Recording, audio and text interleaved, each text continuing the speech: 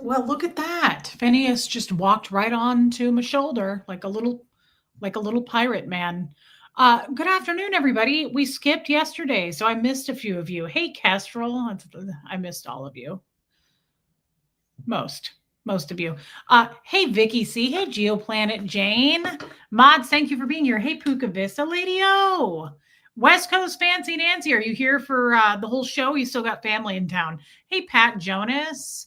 Xenu in the body, Thetans. Hey, babe. Oh, boy. I just walked in here, so I'm going to stand up with him because he otherwise, like, it's just easier. Let's just stand like we're working at a desk for a minute. Hey, Armine. I just find it easier because I carry him around and it's just, this is easier than him rubbing all over my face. Hey, Scientology up north. Hey, Anne. Hey, Alicia. Yeah, Geoplanet Jane. I get that. I get that on a deep level. Hey, Ewa. Hey, Liz Tricks. Marie Marion. Hey, Abigail. You still have family until the 23rd. That's a long trip. That's a long time. Lynette. Hey, Heather Carr. I don't think it's worth the trouble, honestly, Castrol, to go, but I'm not hugely into sweets these days. Hey, Aspire to Inspire. Kim Leaf. Good to see you, babe. Hey, Michelle P. Carolyn Cotter. Hey, Lemster. Just trying to get him to chill out for a second, guys. Hey, old Charlie. Hey, Chex. Hey, Jan. Meredith Lynn. Welcome, babe. Hey, Lumen. The whole gang is here, and I love that. The whole crowd. Erica, 86 degrees. Nice. Wisconsin Barb. Hey, Mary Barons. I love you too, Mary. You're so kind. It's good to see you. Okay, can I? By the way, Huxley, oh, ow, ooh, Huxley and I trimmed his nails. So even though that hurt, it didn't hurt quite as bad. Hey, Mama's Mirth, Tony's Kuta, Margie Barr, Ghost Rider. Hey, Topsy. Hey, Ellie. They airlifted out the zebra. They found him. Hey, Cammy. Wanda Parks. Hey, Irish Mart. Oh, Finn, why? Do you not have any depth perception? What's happening? God, this reminds me of Tommy's cat. His crazy ass weird cat. Remember that cat used to walk all over him? Hey, Melissa. Jesus. This is not a jungle gym. We attended a child's birthday party yesterday, and this is not that. Okay. All right. I'm stuck. I'm stuck. Somebody help me. This is mildly embarrassing on YouTube, but you know what? We've had worse. We've done worse. Remember that time I flashed my coot? Hey, Liz R. Hey, Renee B. Okay. Figure it out, please. Oh, anyway, we trimmed his nails, and you good? Good, because that really hurt. Anyway, we trimmed his nails. Uh, Lady O. It did. It made international news. It made the world news, my mom said. The people with the who had the zebra. Oh, Angie Mo, thanks. This is that skirt from H&M, you guys. I styled it today. I just tucked it into a t-shirt and some tennies. But I think this thing is so cute and flowy. And I wish that I had it in like 10 other colors. It is so comfortable and easy. Hey, Gina E. Yeah. So apparently the people who had the zebra have like another zebra. And I just think the whole thing's weird. But at the same time, I want to get a capybara. And I really am thinking about doing it. You know what I mean? Thanks, Topsy. Hey, Muffet Lou. God, I feel like I suddenly have this like toddler of a child, and I'm just like trying to have a regular, you know, those moms that are just like, so how have you been? And the kid's just like climbing. Speaking of kids, thank you, Abigail. Okay. We're just really active. That hurts, but I guess I don't have a choice. It's okay. I was a Scientologist. I can put up with this, Sven. That's cool. Tear into me. Yadira. This is wild. This is a wild thing. Ow. Ooh. The male zebra is going to be returned to his new owners. I'm sure he is. Hey, Stella. I miss her too. I would like to bring Gertie in here. I'm just afraid. Hey, Elizabeth Miller. Speaking of children, I don't know, Topsy. Speaking of the children, I went to a child's birthday party. I mean, not just any child, my nephew. Hey, haggis. Yeah, no, it's hilarious. I think I'm bleeding, but it's just mild. I'm good. Again, I came from Scientology. We're good. Trixie, guys, oh, I would think the people who own that zebra are probably going to have a huge price to pay for the airlifting, for all of that. The party. Hey, Holly Day, you guys know, look, I like kids. They're fine. They're okay. I like them in smaller numbers. Hey, Lindy, I'm being serious. Like, old people are my thing. I like seniors. I'm not a huge, like, I could never aspire to inspire, bless her. Michael J, good to see you. I don't I could never be a teacher. I could never be in charge of a bunch of children. Hey, sweet Liberty, I have to sneeze. Hold on. Zyrtec isn't doing it anymore.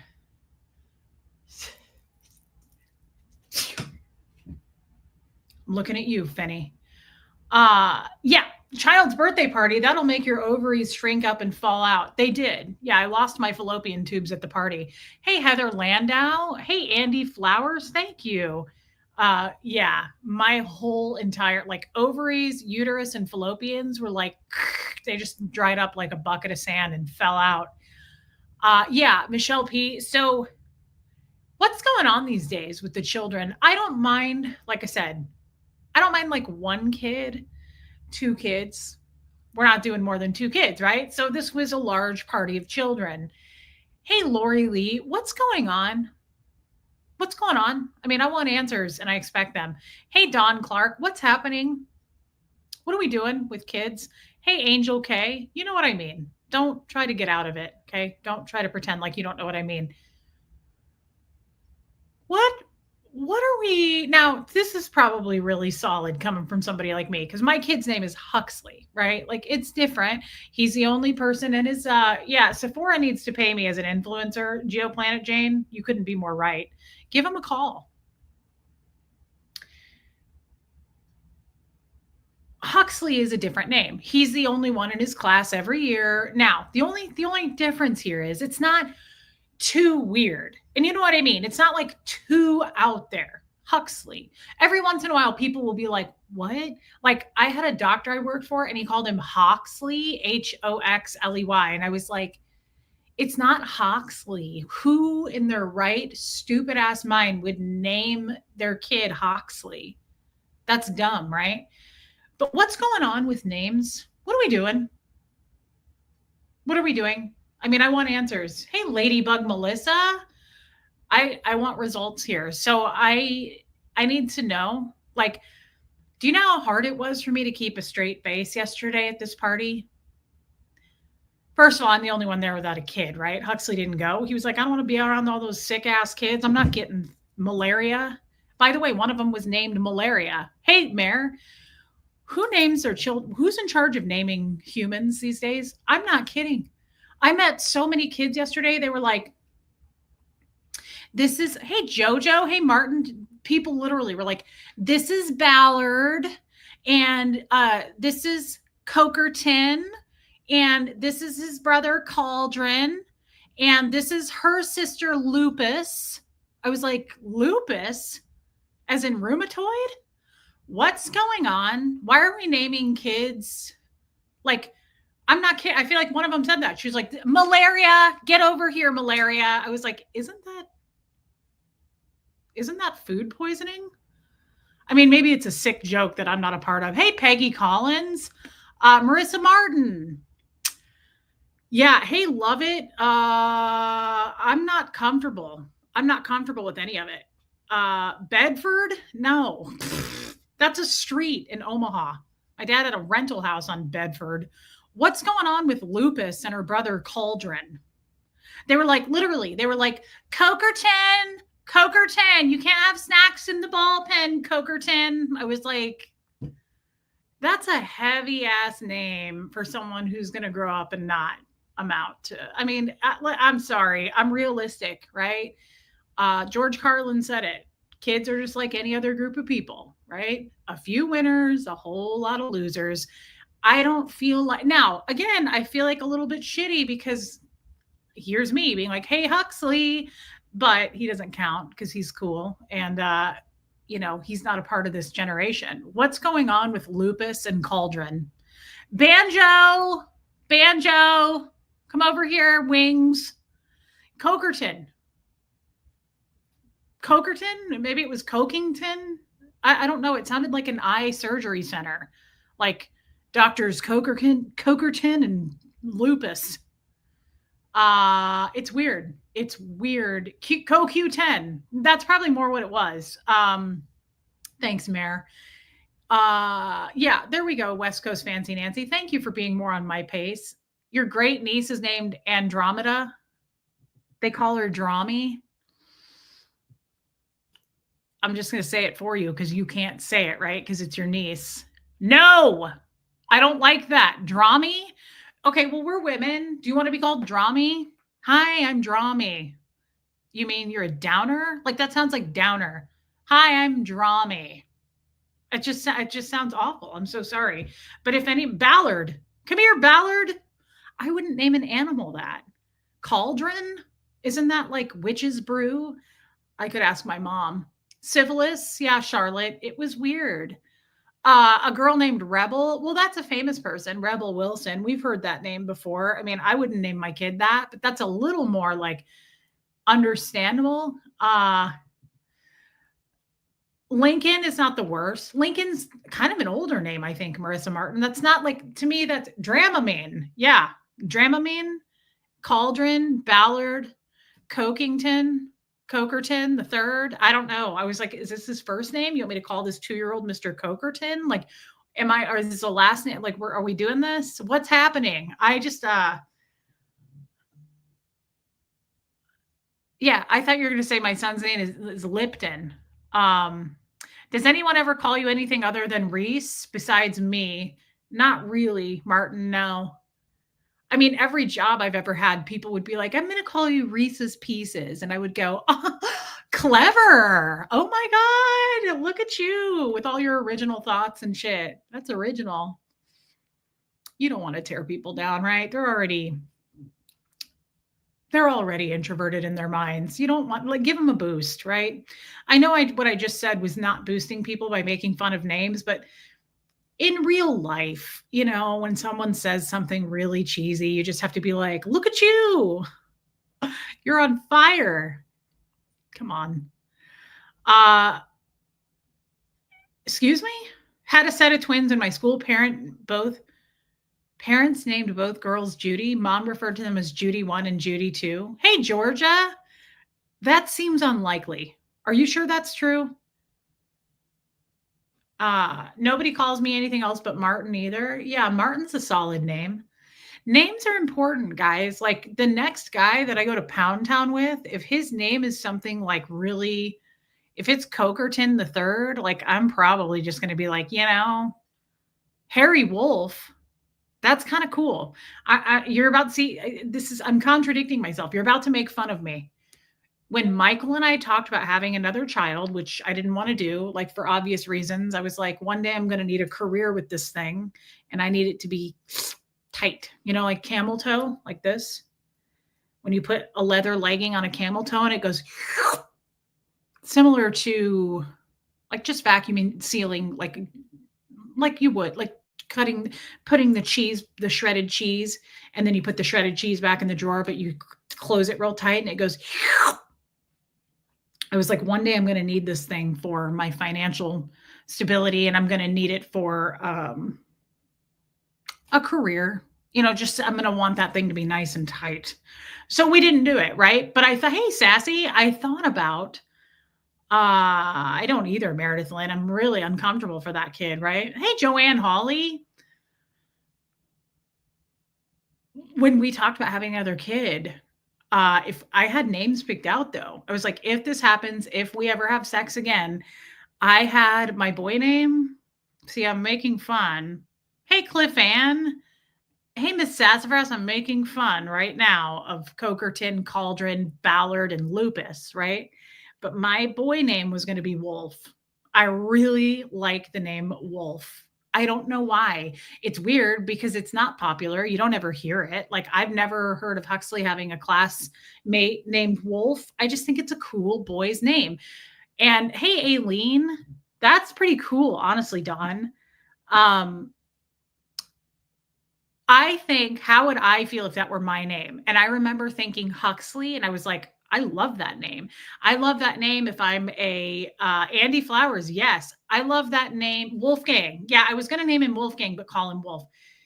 I love the name Huxley if I'm a 5-year-old kid. I love the name Huxley if I'm an adult man. I just think it's a really cute, sweet, friendly name. It's easy to pronounce unless you're weird and you're like, what? Hoxley? Well, oh my God. We had a neighbor growing up that called him Hugsley, like Pugsley, but Hugsley. And I just let him do it. I was like, yeah. He'd come down the road and he'd be like, how's Hugsley doing? I was like, doing great. Doing great. And my girl name was my grandmother's name. My grandmother from Italy, her name's Lucia. And I love, love, love the name Lucia. I think that is such a cute name. And I don't think I would have called her Lucy. I know that you can call Lucia Lucy. I just like Lucia. Like, I think it's very, I would love to have that name. So I kind of base it on what I want to be called that. What I want to be called, Ballard, Cauldron.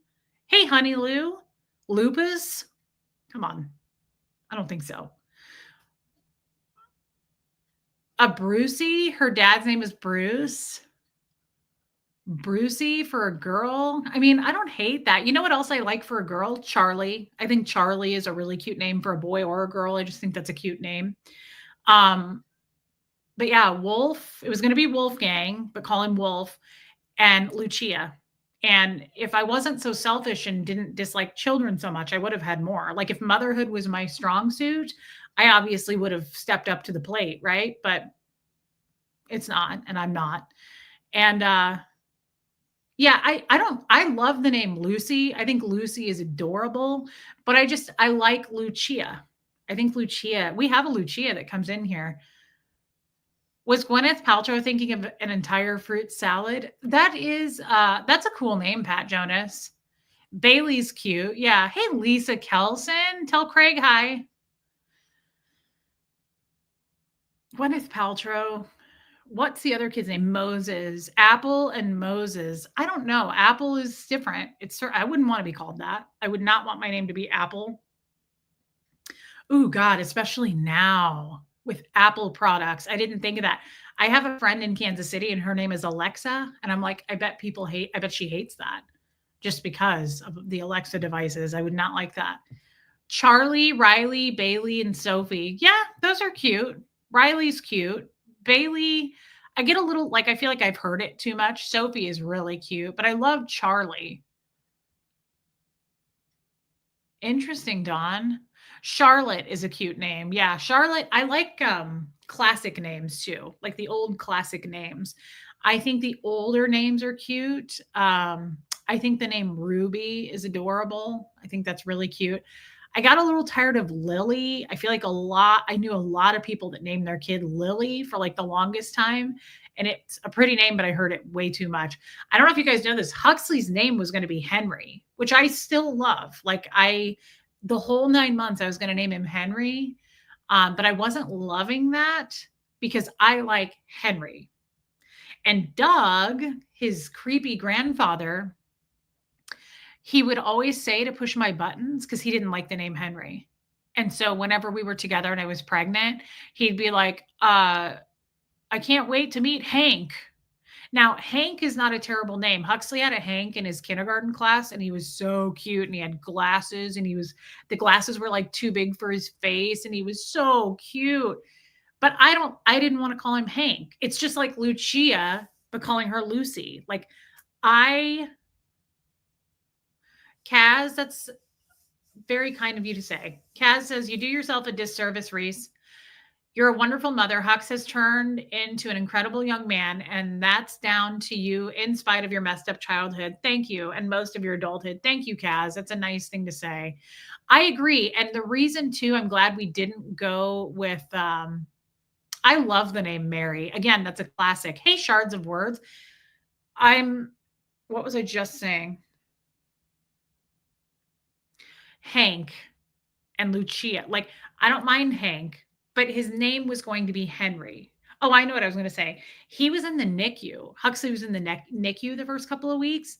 There were 3 Henrys in the NICU. So I was like, "Oh, thank God. I'm so glad I didn't name him Henry." I didn't want that. However, I think the name Henry is adorable. I like the classic names, but it used to piss me off because Doug would do it on purpose. He'd be like, "I can't wait to meet Hank." And I would say, "I don't want to call him that. That's not what we're going to call him." And he would go, "Well, that's what I'm going to call him."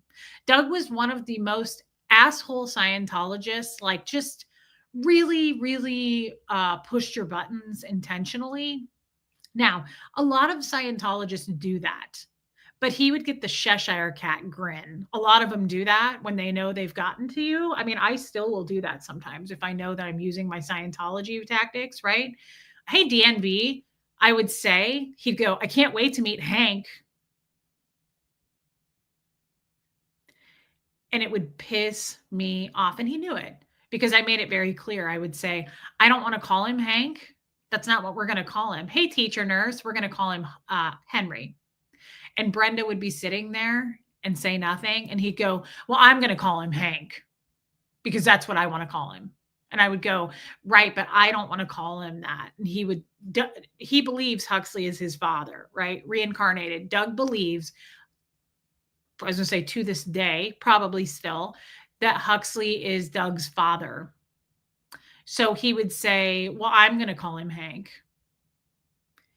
And I don't know, Abigail. And I would go, "Well, we're not going to call him that." And he'd go, "I am." And that is so like, I don't care if your family are Scientologists or not. Like, you don't have to know. His Doug's father's name was a name I'd never heard of. He was a German man. His name was Harm, like doing harm to the world. His name was Harm, Harm. Hey, Hope Between the Dreams. Yeah, Doug would do all kinds of things though to push my buttons about Huxley all the time. He would do all kinds of things.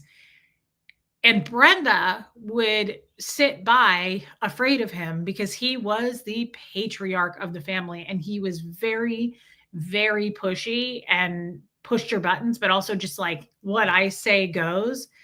And Brenda would say something like, "Doug, she doesn't want us to call him Hank, though." And he would be like, "Well, that's what I said. And that's what I'm calling him. I didn't ask." Like it was just crazy. I know, Muffet Lou. Hey, Rachel. Interesting, Martin. I didn't. You would know. Doug was a terrible person. Honestly, I've been reflecting a little bit more on that lately. And if you guys recall, if you were here, oh, that's a cool name, Peggy Collins. If you recall the last show that we did, I touched a lot on Doug's son, Huxley's father. Interesting. That's a cute name to me, Charlene. Hey, Tracy. Hey, Kat. How many people were a part of that stream where we talked about Michael? I talked at length 2 nights ago about Doug's son, Michael, Huxley's father. Uh, yeah, Melissa, he's a horrible person. But so I didn't stream yesterday, and that's been kind of weighing on me. These are the things I mean that we need to talk about more. Like I think that thanks, gals. I think that we need to touch on this stuff a little bit more. Just the Scientology stuff in general. I think it's important. The Doug and Brenda thing really gets to me. And I don't think, you know what? I think that I need to unpack more on the side of Doug and Brenda. Thanks, MLG Gamer. Yeah, Lady O, more than honestly my father. Because my dad was not really a part of my life after 16. Not much. I mean, a little tiny bit after that. But Doug and Brenda were huge parts of my life. Do you guys hear that bird? It's like squeaking outside. It sounds like a dog that's like wincing, like whimpering. It's sad, but it's not a dog, it's a bird. Um, it wasn't Pat Jonas. His actual legal name was Harm. I saw the paperwork on it. It's weird. His name was Harm Argus, and he was from Germany. Uh, he did. Doug used and abused us all. And I think about it because when I go back, when I was a Scientologist, Doug and Brenda were my examples of the most kind out of all the Scientologists. I used to look at them and think, no, Angel K, it's not. I used to look at them and think, at least they love their children. Like they really care about their kids. They really care about Huxley. They really care about me. And it's interesting when you're in something how different it looks to you. Does this make sense what I'm trying to say? It's interesting when you're involved in something and how different it looks to you when you're in it versus now. I disagree entirely with what I just said. They are not what Doug did. Oh, yeah, absolutely sassy. Sorry, guys, I have cat hair all over me.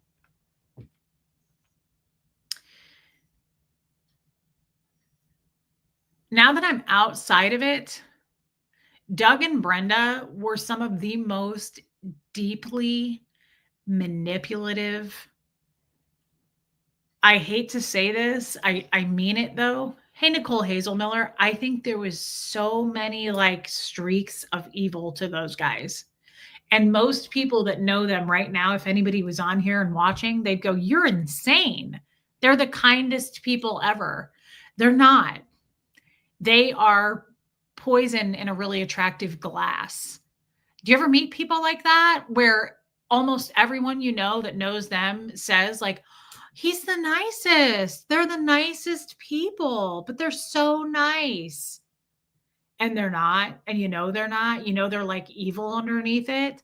Uh the fact that Huxley is who he is today, despite the wedge Doug tried to drive between you, is a testament to the wonderful mother you have been. Lisa, thank you for saying that. I just never felt like I was that good. Thanks, Muffet Lou. I never felt like I was that great at being a mother.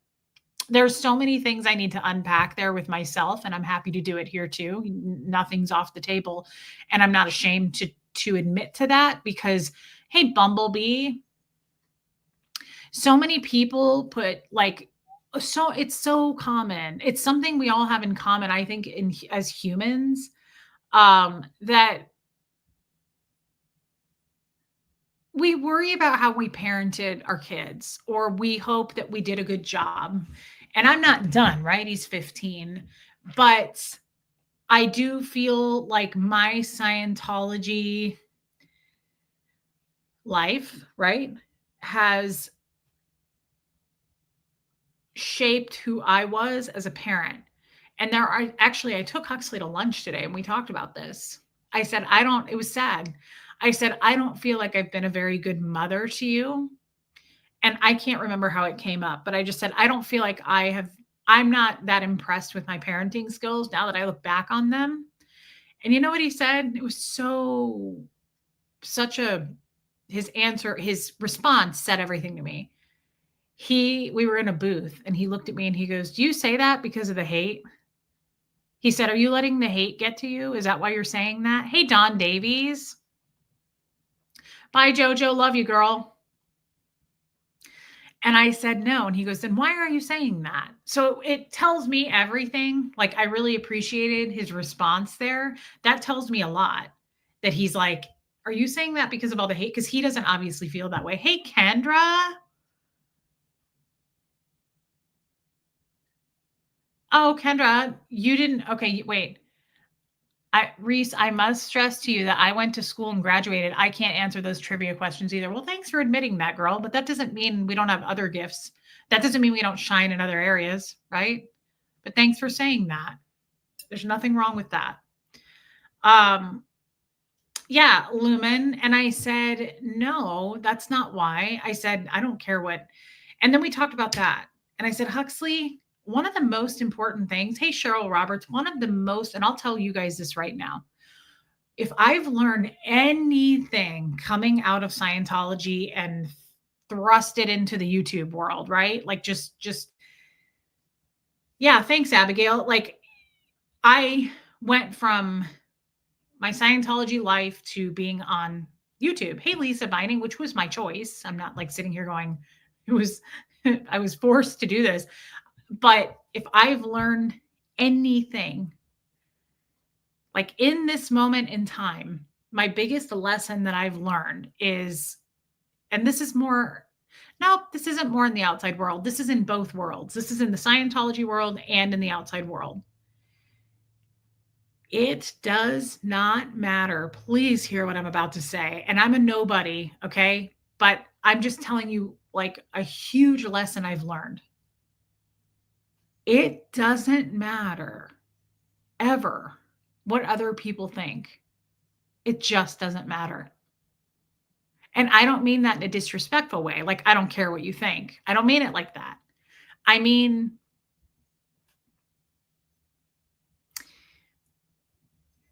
no one's going to come here and hold my hand through everything and take care of me and nurture me. I have to do that. Thank you, Lemster. I did too. I have to do that. And I should have to do that. I don't want anybody to do it for me. But it doesn't like, so when Huxley said that, he goes, are the haters getting to you? Is it the haters? And I said, Hux, first of all, no, not even close. I don't even watch that stuff. I don't tune into YouTube. Sometimes I'll tune into YouTube and watch like a movie clip from something if it's like my favorite movie or, you know, a movie I used to watch. Hey, Forever Jack's girl, I don't tune in to what other people are saying about me or anybody else that I love. So, yeah, Lisa Kelson, like I say this to you guys all the time, and maybe it's because I say it all the time that I've learned my lesson on this, and I mean what I say. I have to live with me in here. That's why I say it bothers me that I cheated on Jeff. Like morally, I feel bad about that. And people will go, so what? He cheated on you. Doesn't matter. I don't care what Jeff does. Doesn't matter what Jeff does. I'll never talk to Jeff again, right? Like Jeff has nothing to do with my life. Hey, Riley's human. It has everything to do with how I feel. Hey, Jessica, I'm being selfish at this point in my life. Hey, December, it's me. I have to live with me. Do you think all these internet haters have to live with me? Do you think I give two shits about someone who says Reese is a bad mom or a grifter or telling pure lies? Like, I don't give a shit about that. I don't care what other people think and make up in their minds about me. I care about what I think, though. It matters to me what I think of me. So the fact that I was a cheater and I pride myself on never being a cheater before bothers me, right? Now, I'm letting that go. I'm just using that as an example. But when Huxley said to me, thanks, Riley's human, when Huxley's said to me, I have no idea if there are hate videos, Lori Lee. That's not the point. I'm not looking for it and I don't care. The point is whether it's here in YouTube, in the YouTube world of the internet, right? Or out here in the real world where I'm grounded in my reality. So if I run to Dollar General or Target, I don't care what people think of me there. And I don't care what people think of me here. I care what I think. And I'm angry with myself. I'm unsettled in here that I cheated. It's ethically wrong. But when Huxley said to me, are you letting like what haters say about you as a mother get to you? I wanted him to understand, no, it's what I think that gets to me. I honestly don't have time to watch haters because I overthink already and break down and self-reflect over and over all day long on the things that I've done.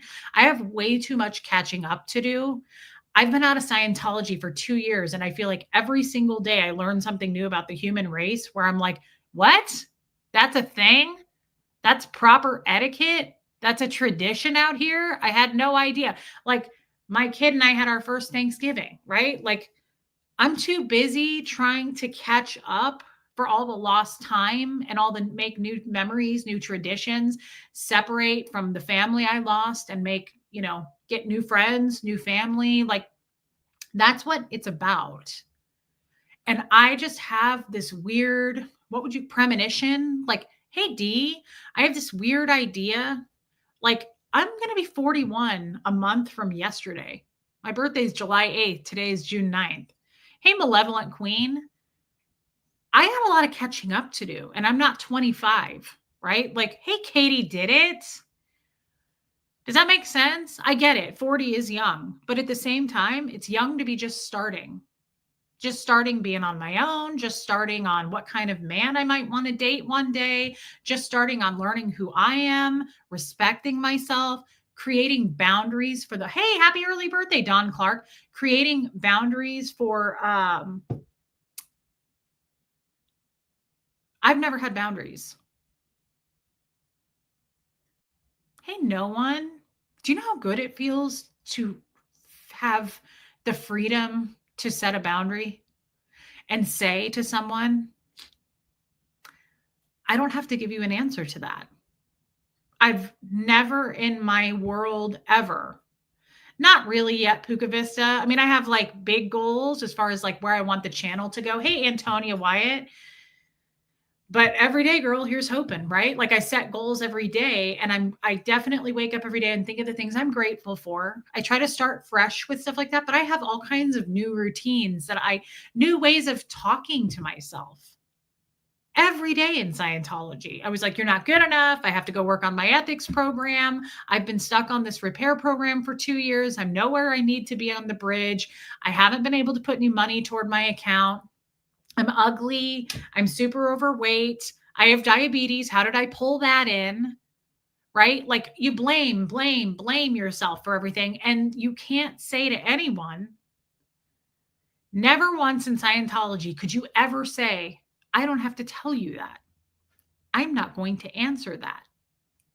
Never once. Everybody gets an answer. The clear, honest, true answer. You can't just bullshit people. You're on the cans, right? So for the first time in my life, yes, Geoplanet Jane, for the first time in my life, I have to say, it feels amazing to say something like, I don't want to do that.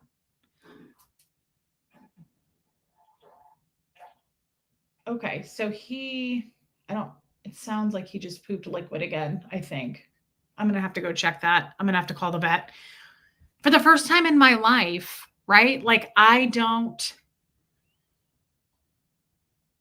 it feels so good to just say, like, I'm not going to participate in that. I'm not going to do that. I will do this. However, I sent an email to someone last night and it felt so good. And it wasn't a good email. It wasn't a happy email, right? But it was somebody who has been kind of nagging at me. And it's a person that I do not know personally, hardly at all. Like I've emailed with him. Hey, Puka Vista, seems to be good. He's got a lot of energy. I mean, other than the fact that I think he's having liquid poop, Finn is doing great. So I don't know. Maybe I need to change his diet. It wasn't a kind email. I mean, I wasn't unkind, but I had to respond to someone at this point who's been kind of badgering me and asking, like crossing boundaries with me and asking too much of me for someone who I don't know, if that makes sense. I had to say at this point, it's probably best maybe that you don't come over to the channel because you're taking everything I say personally and I don't know you. And I said, I promise I am not a passive aggressive individual. If I have a problem with you, I will let you know. But I don't even know you to have a problem with you. And everything I say, you're flipping it to like, I know you're saying that about me. I know that you meant that toward me. And I'm like, it's not because I don't know you. I don't know you on a personal level at all. And I said, you're always welcome on my channel. But at the same time, I said, I will not repeat this again. Don't make me repeat this again. I don't know you. I have been nice to you, email after email. But this person said something like, I'm starting to feel like you're lying to me and I'm not welcome in your chat and everything was just hot air and you're gaslighting me. It was something like that. And I was like, I don't even know you. Like, for you to be feeling that way, we'd have to know each other. I don't know you, right? Like I don't have a relationship with you at all, right? And I'm not trying to put this person on blast. You don't know who it is, and I would never name them and shame them like that. Doesn't matter who they are. But I'm using this person as an example because it feels really good for me to have the confidence to say, I'm not going to do this with you again. I won't explain myself on this again. It is projection. But I said, I'm not going to explain myself again. I don't know you. You don't know me.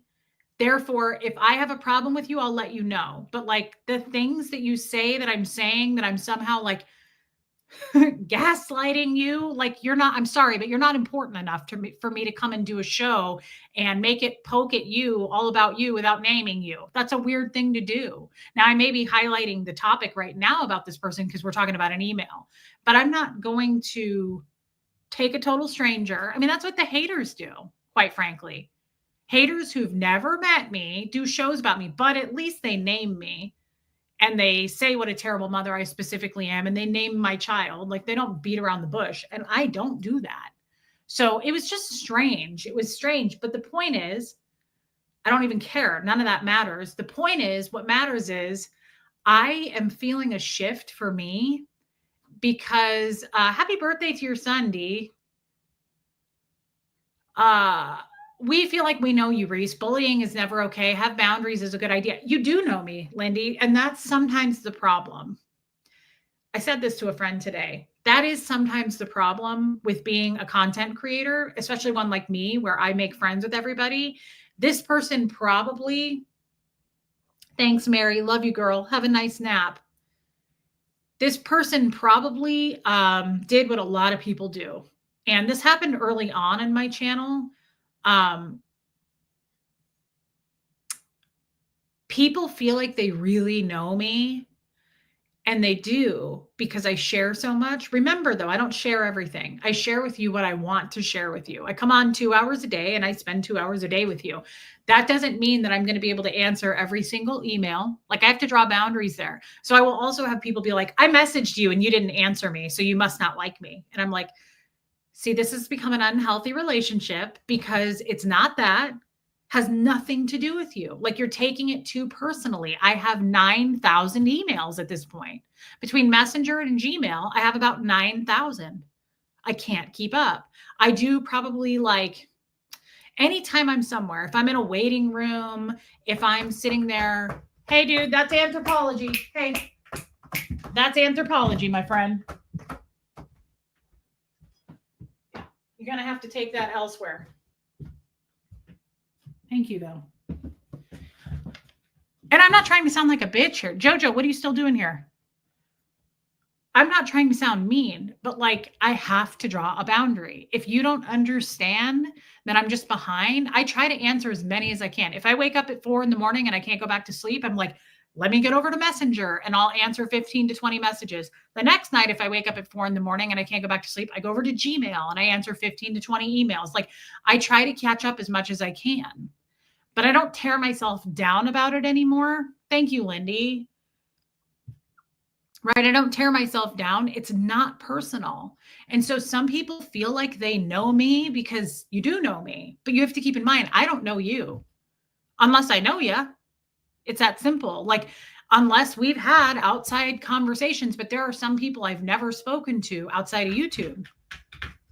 Hey, man. Right? There are some people I've never spoken to outside of YouTube, and they feel like they know me. And I love that until it becomes unhealthy. Finn, that's an expensive chair, and I've had it for years. You're not going to tear it up. I'm going to have to take the chair out of here. Speaking of, he's like, you're talking about not taking it personally. He was like, it's a chair. Don't take it personally, lady. Finny, let go. Let go. Yeah, Michelle P, I'm going to have to move the chairs out. So, I feel like this got serious, but I didn't mean for it to get serious. It's a success. It's a win, right? Topsy, I don't know. I actually think it's a demonstration of he's getting better because he has more energy. But I think the point is, guys, it's a success for me because, hey, Chica Cherry Cola, because I don't have a problem anymore saying to somebody, hey, this has now gotten to a point where I'm uncomfortable. I have never spoken like that. Again, you tell the auditor I'm not answering that, you'll be in session for another 15 hours. Like they don't care. Scientologists, there are no secrets, there's no boundaries. Like I can't say, I'm just going to keep that to myself. Please respect my privacy. You can't do that. There is no doing that. Hey, Hux, can you turn the AC down a notch? Cooler? Please? Did you hear me?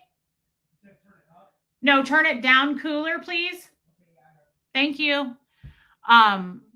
It's setting a boundary, Michelle P. It's not to be rude. It is not to be taken personally. It just feels so good for me to say, nope, I'm not comfortable with that. And not, you know what else is a beautiful thing about that? I can do that with my friends and they get it.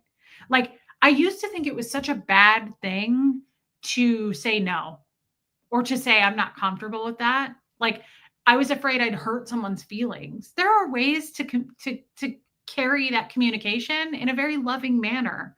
I don't want to hurt anybody's feelings. But hey, Buffy, at the same time, we both have to be comfortable. I don't want to set myself on fire to keep you warm. And that's what I've done my whole life. I've set me on fire to keep other people warm. And I think that there's a healthy balance there to just go, hey, that doesn't work for me. And I can't wait to be in a relationship with someone someday that respects that. Because I can tell you, like my last marriage. Oh, see, I think it could be the lysine. Yeah, I agree, Lady O. I'm going to cut back on the lysine. Maybe I'll just give it to him like once a week. Yes, anyone can, Martin. Anybody and everybody reads your private stuff in Scientology. I just can't wait because my ex-husband, I'd say, I'm not comfortable. And he would go, I'm not asking.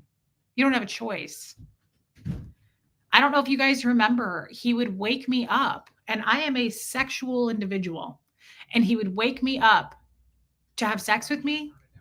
And I would say, no, I don't want to right now. And he would say, no means yes. That is taking away a person's ability to consent, right? But I was so used to that from Scientology, and he knew it, that he also took advantage of that. Can you imagine? Can you imagine your partner in love and life saying no means yes? That happened many, many times, right? That is, you're not human to me, you're an object, and I'm going to do whatever I want. And I would do it because I felt choiceless, right?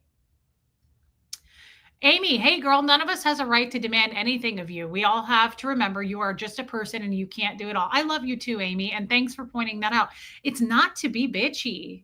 Thanks for being a member, babe. It's not to be a jerk when like even the email I sent to this person yesterday, I sent it with caring kindness. I ended it by saying, you're still welcome anytime in my chat, but this is the last time I'm going to tell you this isn't personal. Please stop taking it that way.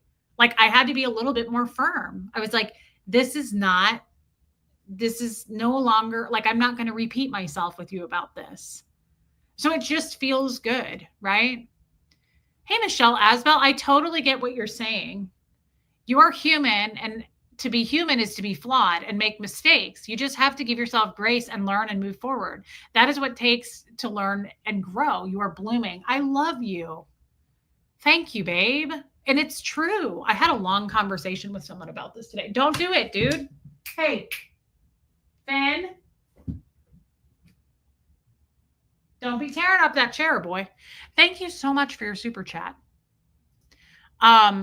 You put That same boundary from Hux's grandfather, you'd say no and he'd say yes.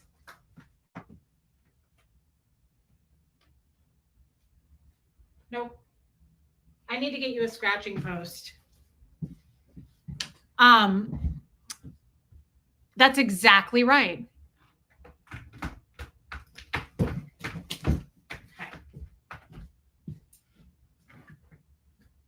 Let's come back over here.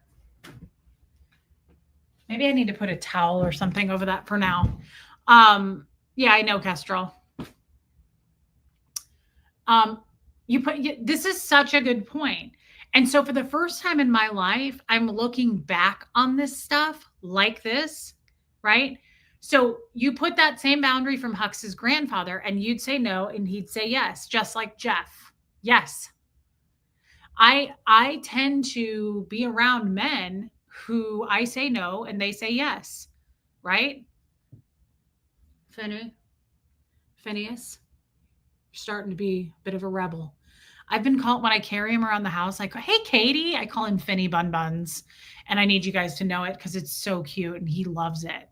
When I load the dishwasher at night, I just hold him and I say, Finny Bun Buns, Finny Bun Buns. Isn't that cute? Finny Bun Buns. God, that's cute. Finny Bun Buns? We just made it up, didn't we? Finny Bun Buns. Oh, he's so cute. Finny Bun Buns.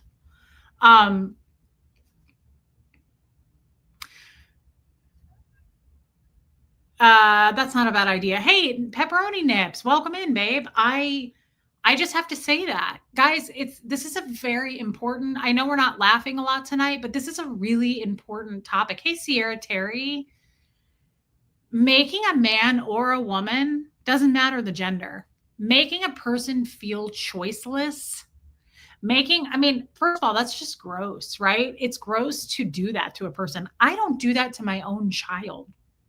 And I have every right to do that to my child, right? Like a lot of parents are that way. A lot of parents are like, too bad, you're doing it. I have always been creeped because I've never had a choice. So Scientology really, really, really closed in on me. Like I couldn't be myself. I couldn't have an opinion. Hey, Sophia. And so I always was like, I'm not doing that to Huxley, even as a kid. Now, if he did something way out of line and I had to reel him back in, okay, Hope Between the Dreams, great idea. Cat, I get having to do that, but I do not. I am a huge, weird, sensitive person to too bad. Do it anyway. You don't have a choice. I don't like that. Free at last. Yes. Hey, Kevin Conklin. Cat scratch post.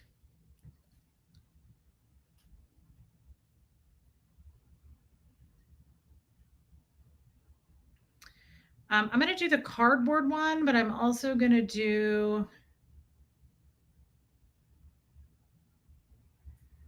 I don't even, hey, Wendy Ramirez, this is not to sell it to you guys. People ask me to put stuff on the wish list. And so I only put animal stuff on the wish list. And I'm going to put 2 different ones because I don't know which one's better. Thanks, Hope Between the Dreams. That was a great idea. Thank you. Do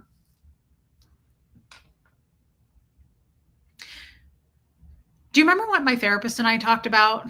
Hey, 91M. It truly thrills me that you are investing in yourself, putting up boundaries and starting to see your own worth. Yes, and putting up boundaries, I always felt like hurts people's feelings, right? Like I always felt like I would, yeah, thank you, Hope Between the Dreams. I always felt like I'd be like, no, is that okay? Because we can do it your way. Like, no, it's not to be rude.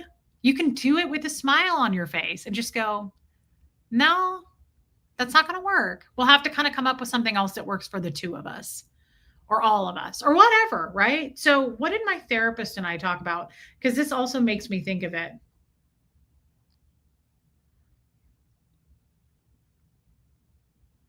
Pause, check in with yourself, and identify your choice, right? Hey, Original Anne. Pause, check in with yourself and identify that you have a choice. How about that? Let's change it to that. Pause. So when someone says something, your immediate feeling is discomfort or like you just were closed in on, the walls just closed in on you. That's how I feel when I say yes to something I want to say no to. So pause, check in on yourself, and identify that you have a choice.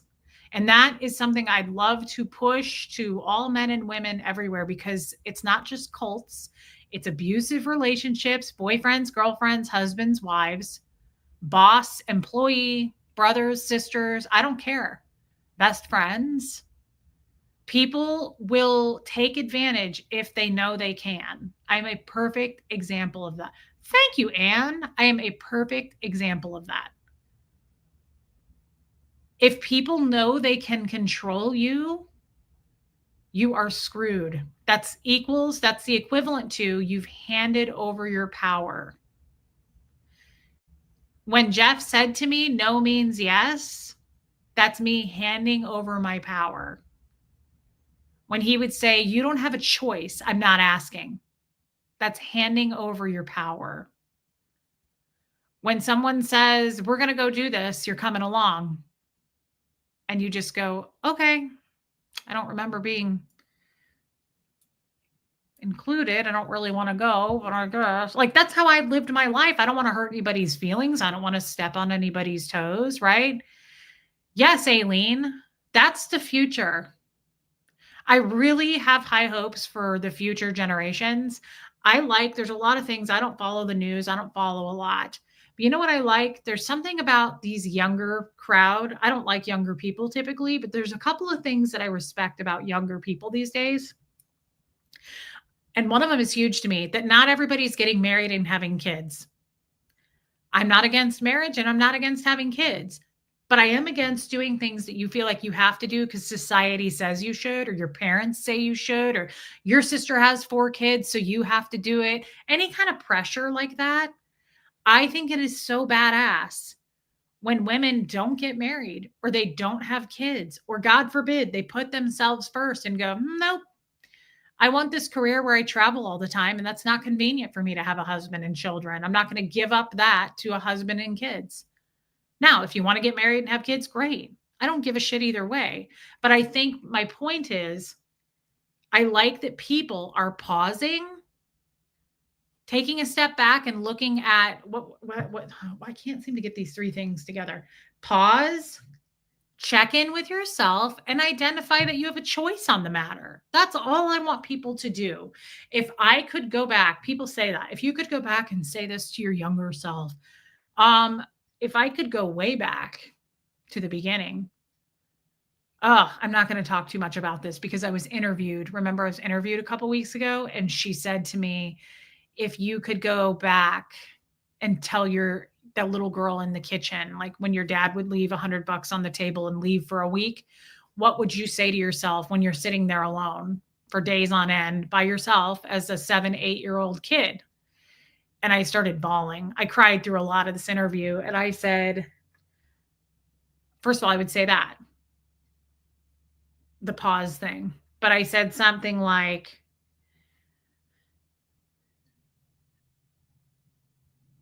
your life will change. Like, this is really, really bad right now. It's not supposed to be this way. Nothing you've done here is your fault. This is a reflection on the adults that are neglecting you.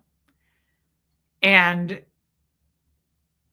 you will just know it won't always be this way. That's what I would tell I said in the interview that I would tell my younger self. This is very sad. It's a lot of sorrow. You're lonely. I was very lonely as a child, very lonely. I didn't know my family. Yes, DND. I didn't know my mom left. I didn't know my sister. I wasn't raised with her. I didn't have any childhood friends. I literally would like go to school and then wait for my dad to come home and eat a can of soup and watch George Carlin.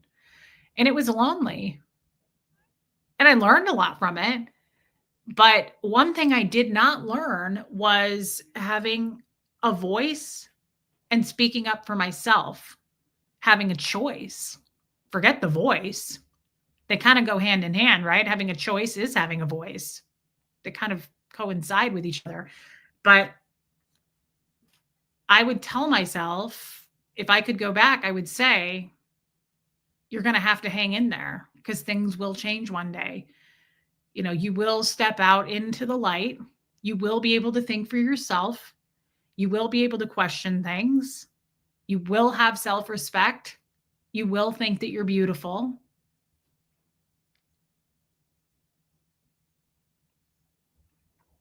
And you'll be around people who deserve to be around you and want to lift you up and see you get better and see you succeed. And that's what I would say, because I remember just being very full of sorrow. My dad would come home and I was so excited to see him. And he was like, ugh, get away from me. I was the last thing he wanted to see, right? But he was the first thing I wanted to see. And that has made me very needy when it comes to masculine energy. I'm well aware that I have a weakness when it comes to also feminine energy. I do the same thing with my female friends. I'm like, I get needy, but it's a lot better than it used to be. Thanks, Erica. I don't know who that is. Love you, Jojo. Hey, True to It. Hey, Copper Top.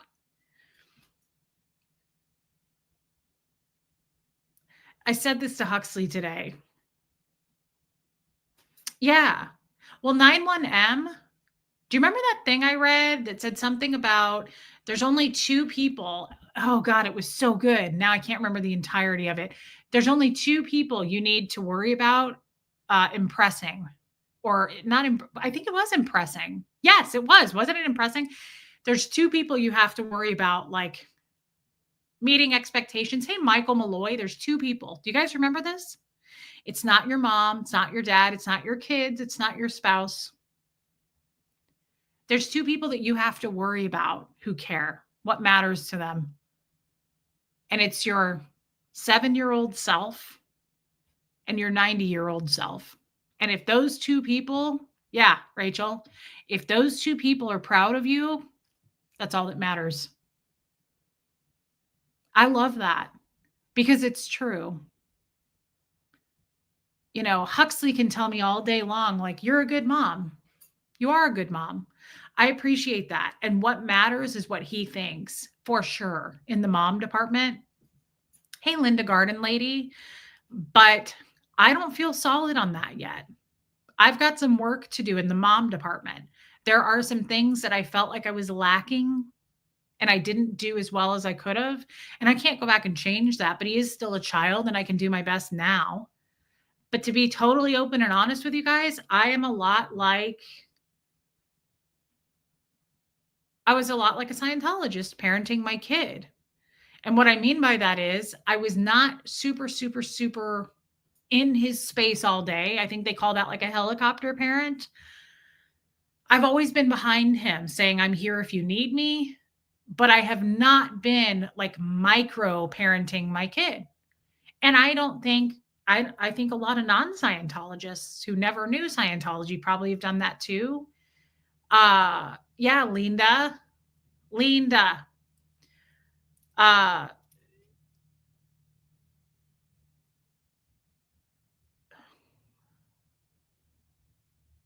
Thank you, Pepperoni Nips.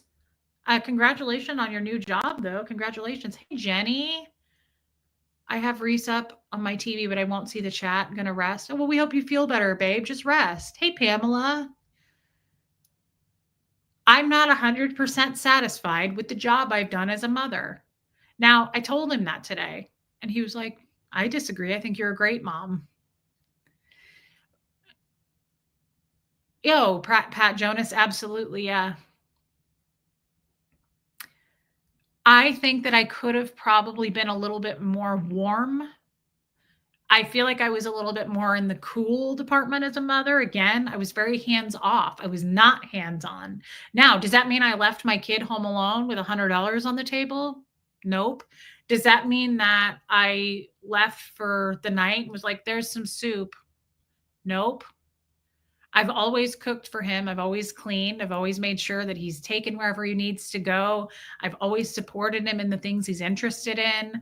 I've always tried to help him as much as I can with homework, but I'm not very good at that since I don't have much of an education.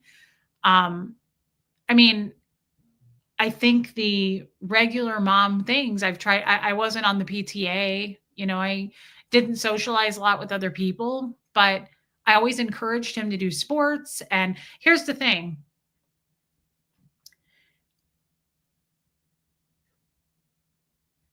there are some basics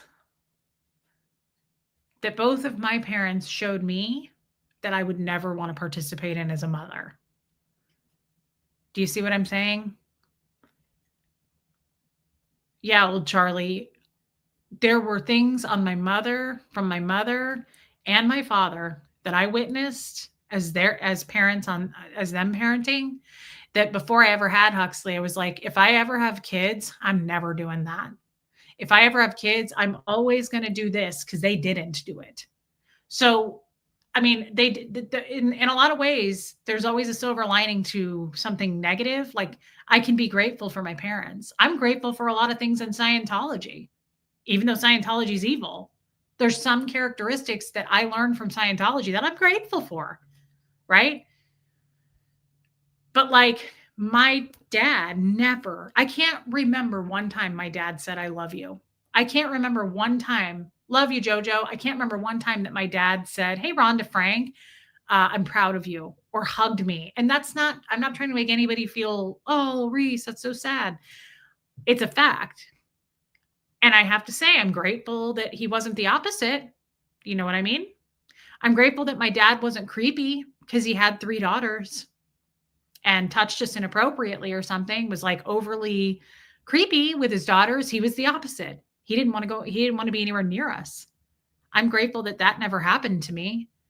But I always said, if I ever have a kid, I will tell him how much I love him. I will tell him how much I care, how proud I am. There will never be a moment where I say, I'm no longer your mother because you're a huge disappointment to me.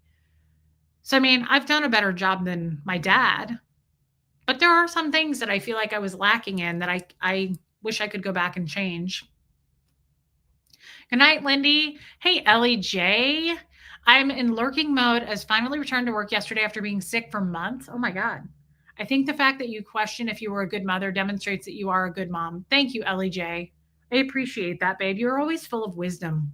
And I had no idea that you were so sick that you weren't working. Thank you for sharing that with us, babe. I can't wait to talk to you on the Zoom call. Thank you for being a member, and I'm glad you're back to work. Um, yeah, Rhonda Frank, totally.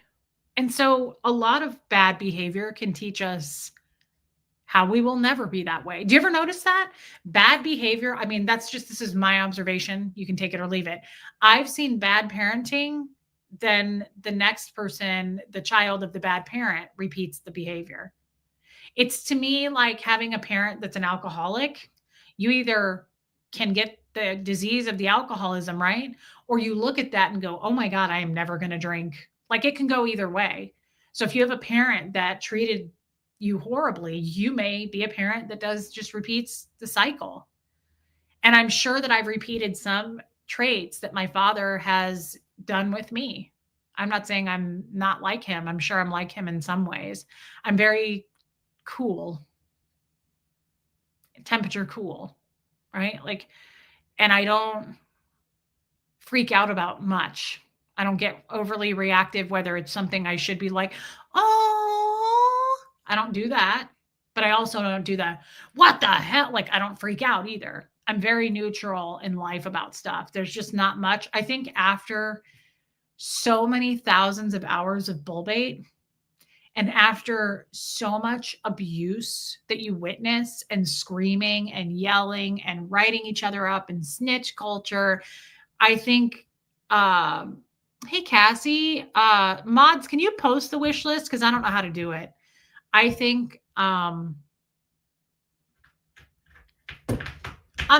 dear. Wow. Hey, babe. Okay. We're going to have to move this chair out of here. And that's a shame. Amanda, it's good to see you. I hate to say that, but I feel so desensitized from being a Scientologist. Now, again, I'm also in a way very grateful for that. I am very grateful that I'm not a super reactive person. Like, I was talking to someone this morning. Hey, Ty Mark. No, you didn't, Ty Mark. I was talking to someone this morning about YouTube. And I said, they were like, this person said this, and this person said that. And and I was like, what? Thank you, Yadira. There's my wish list.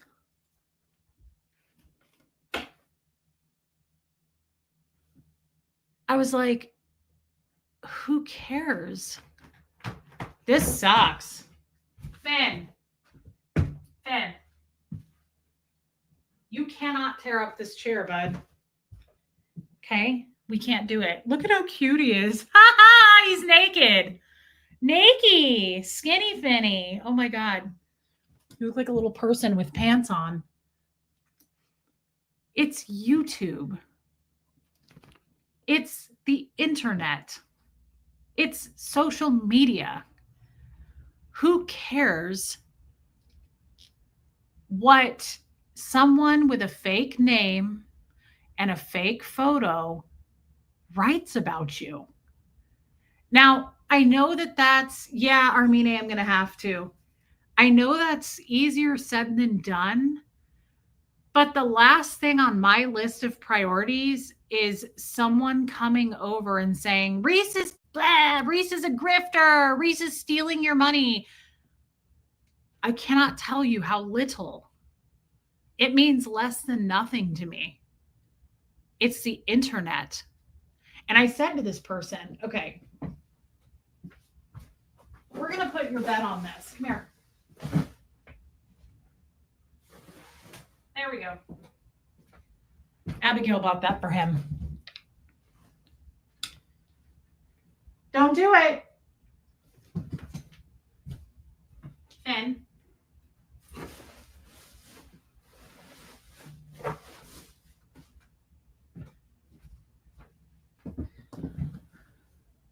Too much. You're doing too much, Finny. What did I say? Oh, here, I was like, I got a spoiler alert for you. Are you guys tracking with what I'm saying? Because I keep having to get up. Thanks, Abigail. I got spoiler alert. Spoiler alert. I don't care if it's YouTube. I don't care if it's Facebook, Twitter, Match.com. I don't know what you guys are doing with your lives. Anybody can say anything about you. It's the internet. So if you're going to get bruised and beat up over something like that and let people get to you with the name Pizza Panda 2300, if you're going to let Pizza Panda 2300, no, it's always been there, Martin, get to you, who cares? People are allowed to say whatever they want. And I got news for you. Some of them have channels, like some of them show their faces. Some of them are keyboard warriors, right? And you have no idea who they are. Some of them are like bot accounts, right? But like, I just can't believe you can't, like,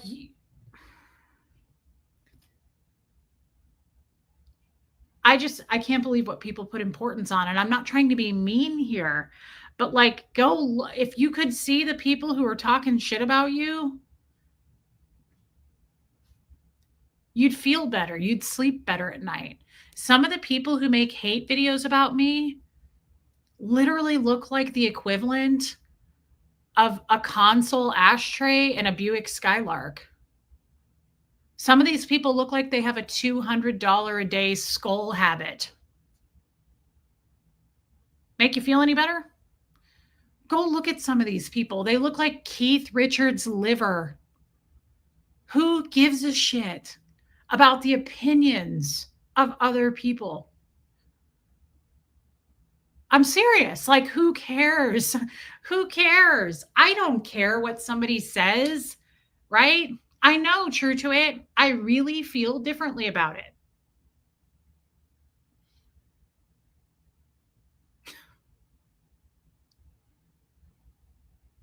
When I want to feel better about it, I'll sometimes go look at their faces and I'm like, that looks like an ashtray next to a slot machine in a gas station.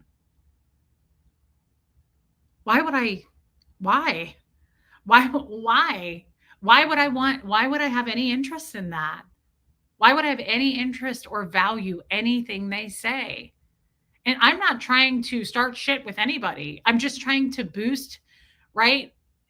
I'm trying to boost like anybody who's suffering from a bully right now, whether it be at work or on the internet, the scary internet. You have to remember something. Like Finney's got some energy. You have to remember too, like it's the internet. Hey, Sarah from Cali. Hate doesn't make you attractive. It makes you very ugly. I'll be the first to say it. They're ugly. Really ugly. Yeah, Cheryl Roberts. They don't matter. There's always going to be somebody. It's the cult of 15, right? Bullies are so gross and so outdated. West Coast Fancy Nancy. That's the other thing. That's what I was saying. Like, I look forward to our future for a lot of reasons. There is now more than ever. Um, I feel like there's so much attention put on people who are passive aggressive and bullies. Like,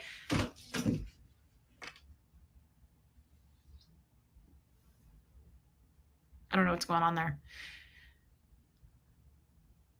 I know. Oh my God. Hope Between the Dreams. You just made me think of something yesterday. I saw a meme that said, I don't understand bullying. Why are you mad that I'm ugly?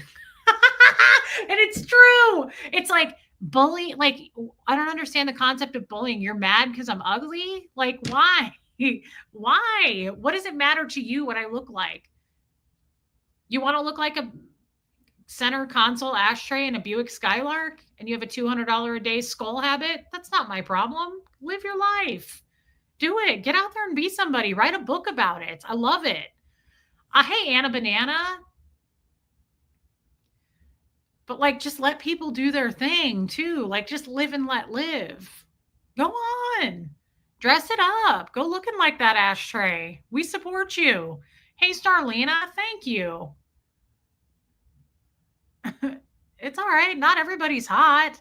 That's the other thing. Like, is it okay to say that? Some people are ugly. That's perfectly okay, right? Like, is that shaming if you have to say everyone's pretty? Oh, I love that, Erica. If you have to say everyone's attractive, not everybody's attractive. They have other gifts, though, I assure you. Like, not everyone was put here to be super attractive. Not to mention, attractive is subjective. Okay? Like, there's a lid for every trash can. Go on with your bad self. Smoke your lungs out.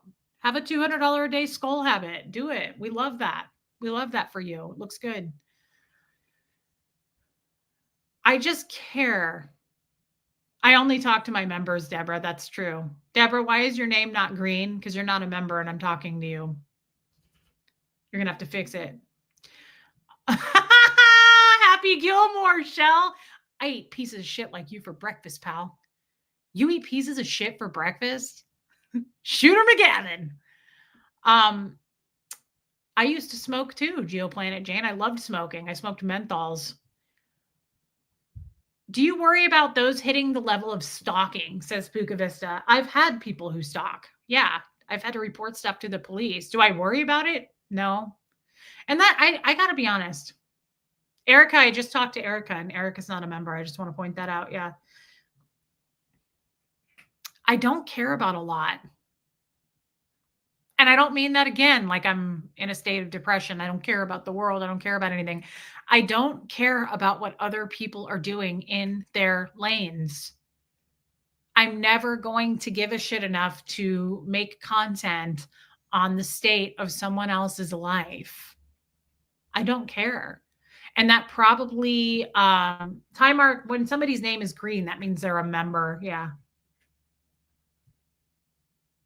Interesting. No one. Someone probably gifted you a membership. Baby Steps gifted some memberships the other day.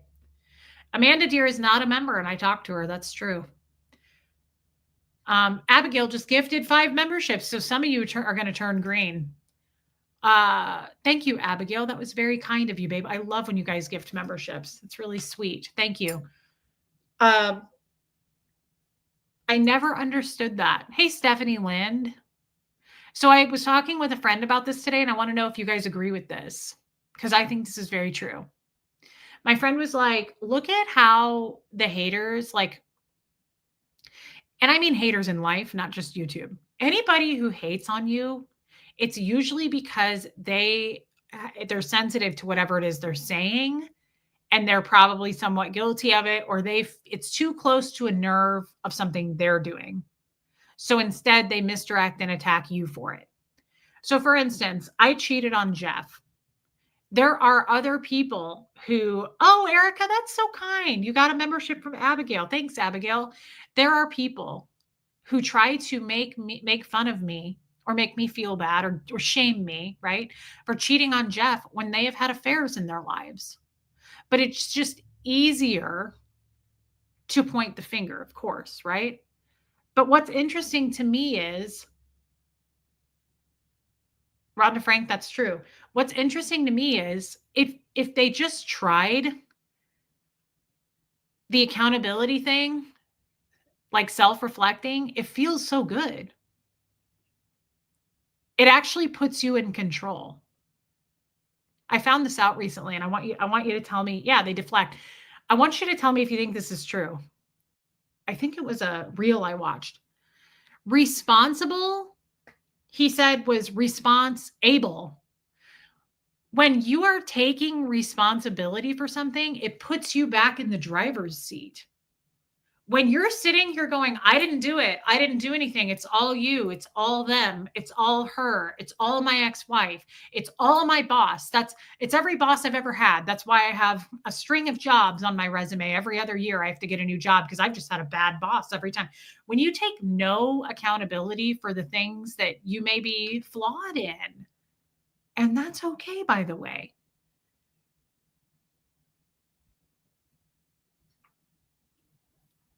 You're the effect of life. If you're walking around going, everything's happening to me, everything happens to me, I'm just a good-hearted person, but somehow I just attract toxic people. I don't know about that. And there's nothing like, it's a beautiful thing to take responsibility. It makes you feel back on top again. I always feel like a weight's lifted off when I'm like, hey, I fucked that up. And I'm really sorry I hurt your feelings. I wish I hadn't have done that to you. And I'm sorry for how I mistreated you or how I mistreated the situation. Or like for Jeff, I'm sad that I cheated. It feels good.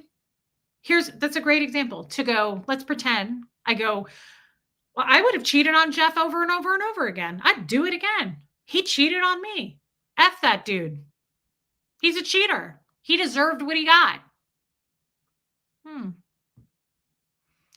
So I guess that makes it okay that I cheated somehow because I just justified it away. Like that's just being the effect of it all. And you know you're wrong, right? Like you have to live with you. You know it. But I just think that's, why not just assume the position? Just say, yeah, I cheated. And even though he cheated, it doesn't make it okay. I'm not a cheater. It was morally wrong. I wish I hadn't have done it. If I could do it over, I would have done it very differently. I wouldn't have cheated. I would have gotten a divorce first. It was wrong. Right, but he cheated on you 100 times. He went to sex parties. I don't live in his head. I don't give a shit what he does. I don't have to live with him. I don't have to die with him. He doesn't live in my head, and I don't live in his. I just think it's weird that people can't step up to the plate and go, I'm responsible for that. or I'm even partially responsible for that. Start with little steps. But it feels good. You feel like an adult. Now, hey, Andrew, it's the victim mentality. Everyone wants to be a victim these days. Everything is happening to them and nothing is happening because of them. It's exhausting. Well, I didn't grow up on that. Scientology is the opposite of that. You have to be responsible for you and everybody around you and your environment and the matter, energy, space, and time in the room. I'm not kidding. Like if we get sick, we pulled it in, right? If you stub your toe, what did you do to pull that in? So we don't have the victim mentality in Scientology. There is no such thing. I figured Andrew is a lawyer and he said 95% of my clients have that mindset. I'm sure, and it would exhaust me. It's exhausting to be around anybody. It drains my energy. And I know this is probably, hey, Tamber, I notice it right away. You can read the room quickly with a person if they're like, this happened to me and that happened to me and they did this to me and he was abusive and she abused me with this and I was manipulated by them. And okay, hey, Mrs. EP. So like, is there anything that you want to take responsibility for? Like you're telling me that everything happened to you. You're just a good-hearted person and people took advantage of you. Just everything happened to you. You got to look out for people like that. Because I do get that people are victims. I do get that like circumstances happen where people really are victims. And I'm not trying to shame that. But you can tell the difference. Read the room. You can all, it's a case by case, right? But anybody who's like, and then this happened, and my mom and my sister did this, and my boss, like, okay, so you're literally just named off like 4 people that you're blaming for your life, for your problems. When it feels so good, if people would just give it a try, it feels so good to go, I could have done better there. I didn't really clean up my side of the yard on that. I treated him shitty. Like I've been reflecting a lot on my last 2 relationships. Newsflash, those dudes were not all, hey, saved by grace. It wasn't all them. And I'm not sitting here trying to make excuses for either one of them. They both pulled some shitty behavior. But don't think for a second like little Miss Scientologist over here wasn't using her skills too. I know how to make people irritated. I know how to agitate people. I take responsibility for some of the things I did to make Jeff so angry. You think I wasn't aware of what I was doing when I was poking him about the gestures? I'm not even so sorry that I did that, other than instead of poking, I should have just gotten divorced. That poking him every day after day was not going to make it better. It was not going to change matters. And I had this weird idea that like, if I keep needling him and poking him, it'll be enough to where he blows up and just goes, okay, I'll quit the gestures. No. And he said that. I will divorce you before I quit the gestures. He made that clear to me. Jeff was never a liar. He was very upfront. That's one thing about Jeff. He was very upfront. And so knowing that, I should have just taken action. Hey, Noelle. Instead of just being like a nagging wife. I mean, at some point, isn't that the definition of insanity? Like trying different stuff and you get the same result? Like, there's definitely something to be said for honesty. Andrew, we need to bring honesty back. Yeah, I was stuck, Abigail, but at the same time, like I could have tried harder. This is also interesting from my experience. I cheated on my husband when we both knew it was over.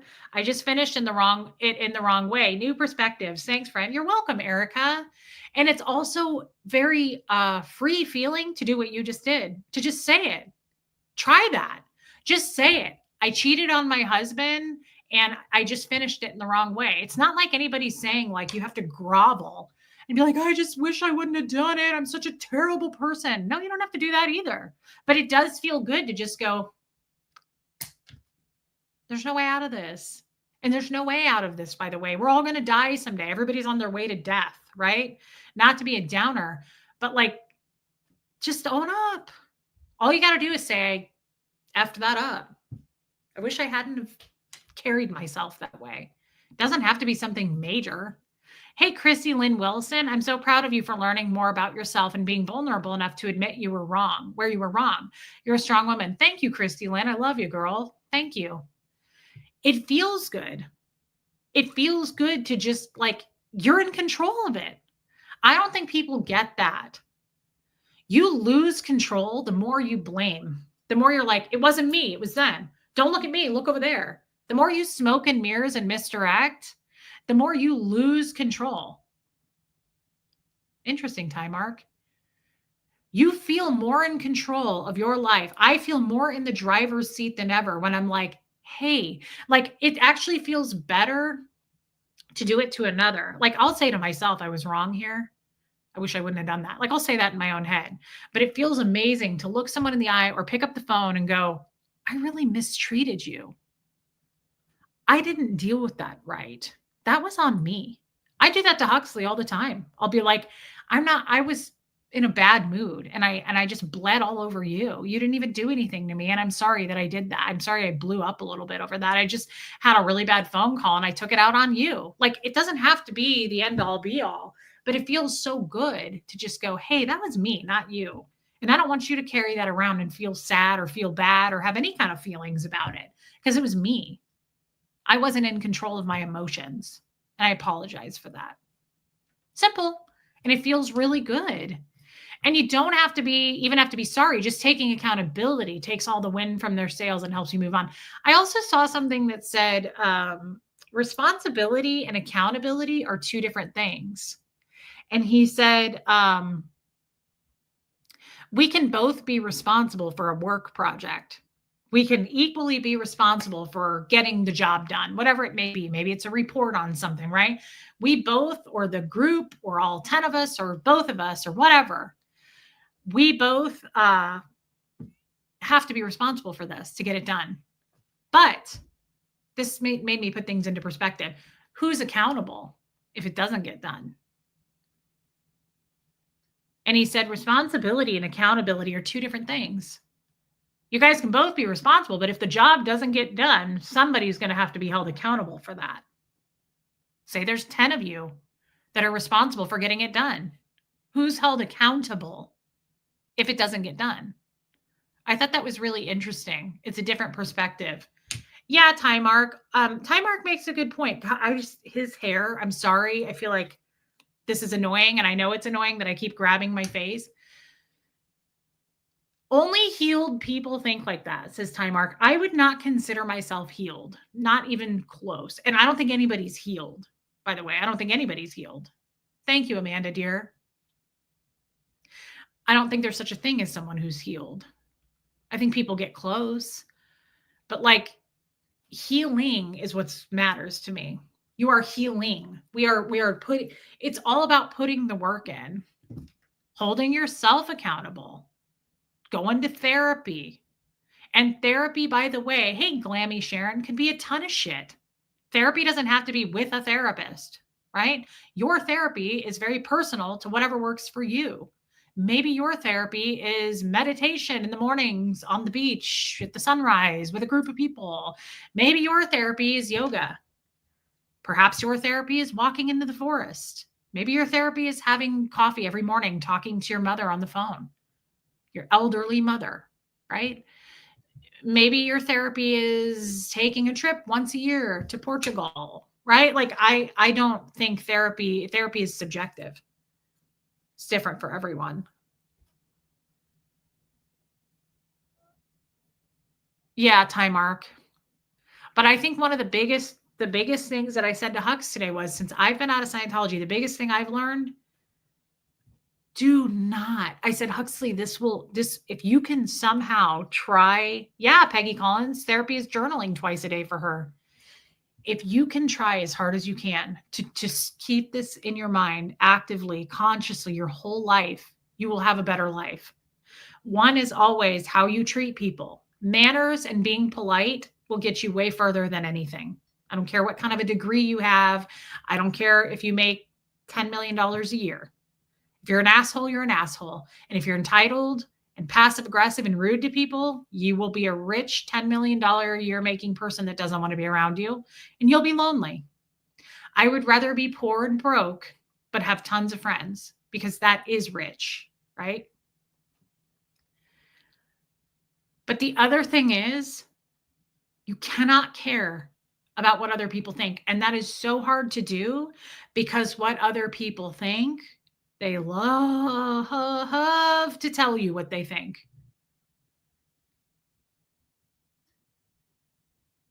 Oh, yeah. Have you noticed a difference in Huck since you left Scientology? We're way closer. We talk about stuff all the time. It's different too because Rachel, it's just me and Huxley now. We're isolated out here. It's really just me and Huxley. So we're kind of more of a team than we've ever been. We do stuff together all the time. We talk all the time.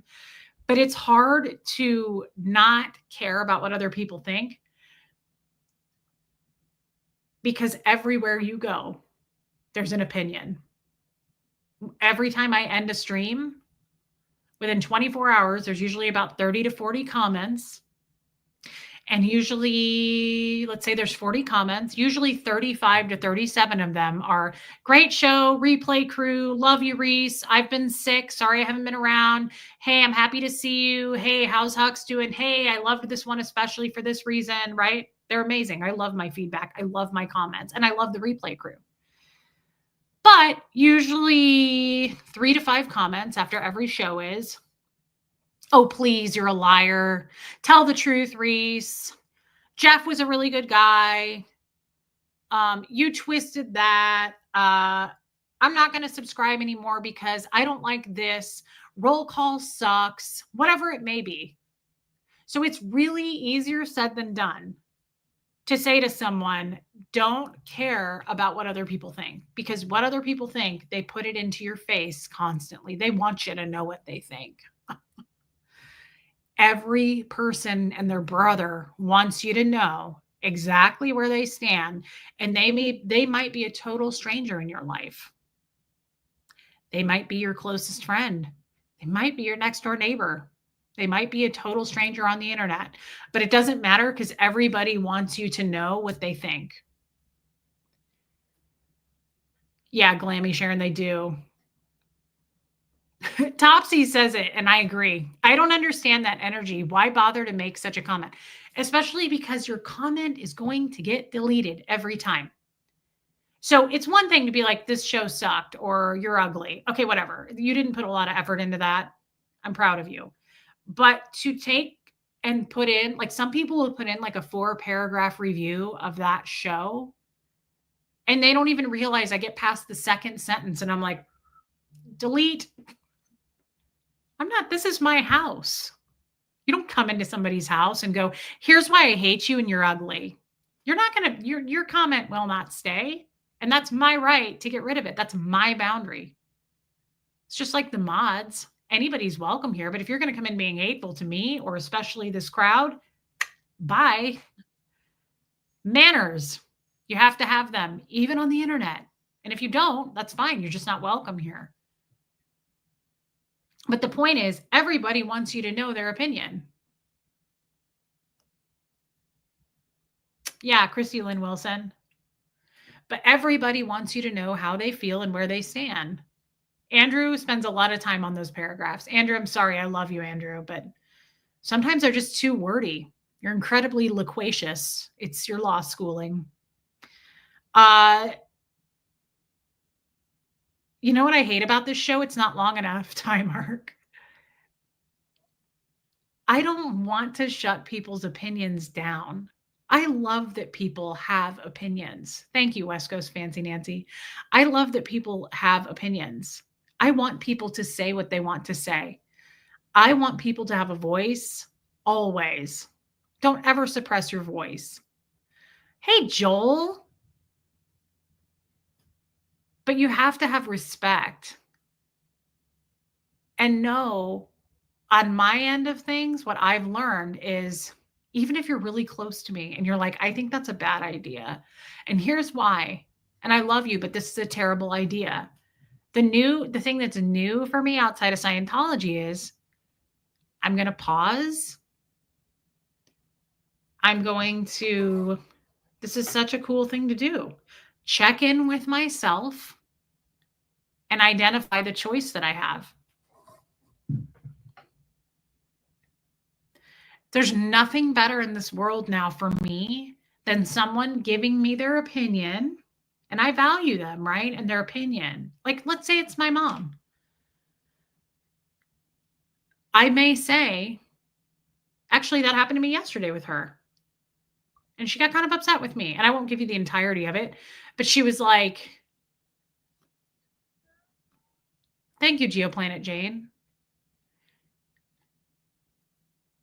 She said something to me, okay? And I said something back that was challenging what she said. She was like, I want you to do this. And I said, well, I know you do, but I'm not going to. And I said, respectfully, I'm not going to do that. And she said, not even your mom? Which was a little bit of a guilt trip, right? My mom can be a little bit of a flight attendant for guilt trips, but I think all moms do that. So we're going to overlook it, right? Thanks, Renee B. Oh, it's a great word. It just means chatty, Martin. Loquacious. It's a great word. It means you're talkative. And she challenged me. I challenged her. And she said, not even your mom? And I said, no. I'm drawing a boundary there. I said, but if I change my mind, I'll let you know. And she went, all right. And she wasn't happy about it. But it felt good for me because, yeah, learning values is important coming out of Scientology. Knowing what I like is important. Again, I have to live with me. I have to die with me. If I just walk around setting myself on fire to keep you warm all day, I'm going to be miserable. And I spent 38 years doing that. And so now, no, Michael Malloy, I love that you're verbose. Now, there's a way to do it with kindness. But there, to me, is nothing wrong with saying, no, I'm not comfortable with that. But I appreciate you asking. Right? Like, I don't, if someone were to say that to me and go, Reese, I'm just not comfortable with that, I would go, oh, I apologize. I didn't mean to cross a boundary. What can we do to make it comfortable for both of us? I don't take it as rejection anymore. It doesn't have to be mean. It's not mean. It's what all humans should be born and raised to think and feel. If I were going to raise or be around someone all day, I would say it's very important that you speak your voice and that you have a choice. It's like what George Carlin said when I was little. I used to watch him and he would say, question everything, question parents, question authority, question teachers. You should have a voice and a choice. Nobody should be walking around cutting themselves down to make other people feel comfortable. Nobody should be doing that. And yet here we are, and a lot of us do it. I'm not a man, so I'm going to speak for women because I've talked to a lot of women about this. A lot of women do it. Why? Because women we don't put ourselves first, ever. Very rarely. We put our husbands first. We put our spouse first. We put our kids first. We put the animals first. We put our parents first. We put our job first. And that's okay. There's nothing wrong with that. But it becomes a problem if you're cutting yourself down to make other people happy. If you're taking a chunk out of yourself every time, you have to live with you. You might as well speak your mind. It doesn't mean you have to go, no, I'm not comfortable with that. My way or the highway. No, like it should just be a simple, like, we're going to have to come up with something else that works for both. Because that's a boundary I'm not willing to cross. I don't want to cut myself down to to make you happy here. Like, I see it so differently now. It's just a different point of view for me. And I realize most of you in this chat right now are probably going, yeah, I've been doing that my whole life, Reese. I haven't. Not even anything close. Thank you, Angel. Kids should be taught that, in my opinion. My opinion is subjective, but kids should be taught that, right? You always have a choice and use your voice. Speak up if you're not comfortable with something. Don't scream at people. Don't have a meltdown. Don't tell them they're wrong. Don't call them names. Speak for you and say, that's not going to work for me. I'm not comfortable with that.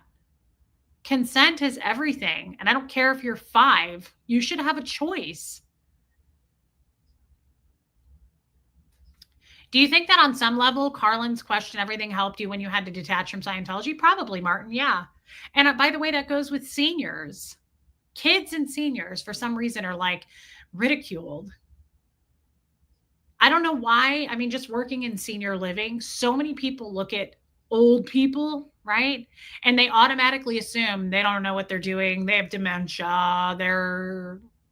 They need care. They can't make their own decisions. Like, I hate that. I've talked about that, right? Because senior, like, they're the best generation. We should respect the shit out of seniors more than anything. Where do you think we can? I mean, once they're gone, they're gone. All those stories, all that patience they have for you. It's a totally different generation. And I believe that they deserve the most respect. They are so willing to sit down with you and tell you life lessons and be kind and share their love stories. Like, I love seniors. I love them. And I used to think about that when they would die. I would go, that's too bad that their family never came and visited. Because once they're gone, they're gone. Those stories die with them. Only they could have told that story, and you missed it. And I got to hear it from their mouth one night after dinner, sitting outside on a bench. And I couldn't blink. I was so every story they would tell me, like how they met their husband or when he went off to war and their kids and their struggles. I was like, because that's real living.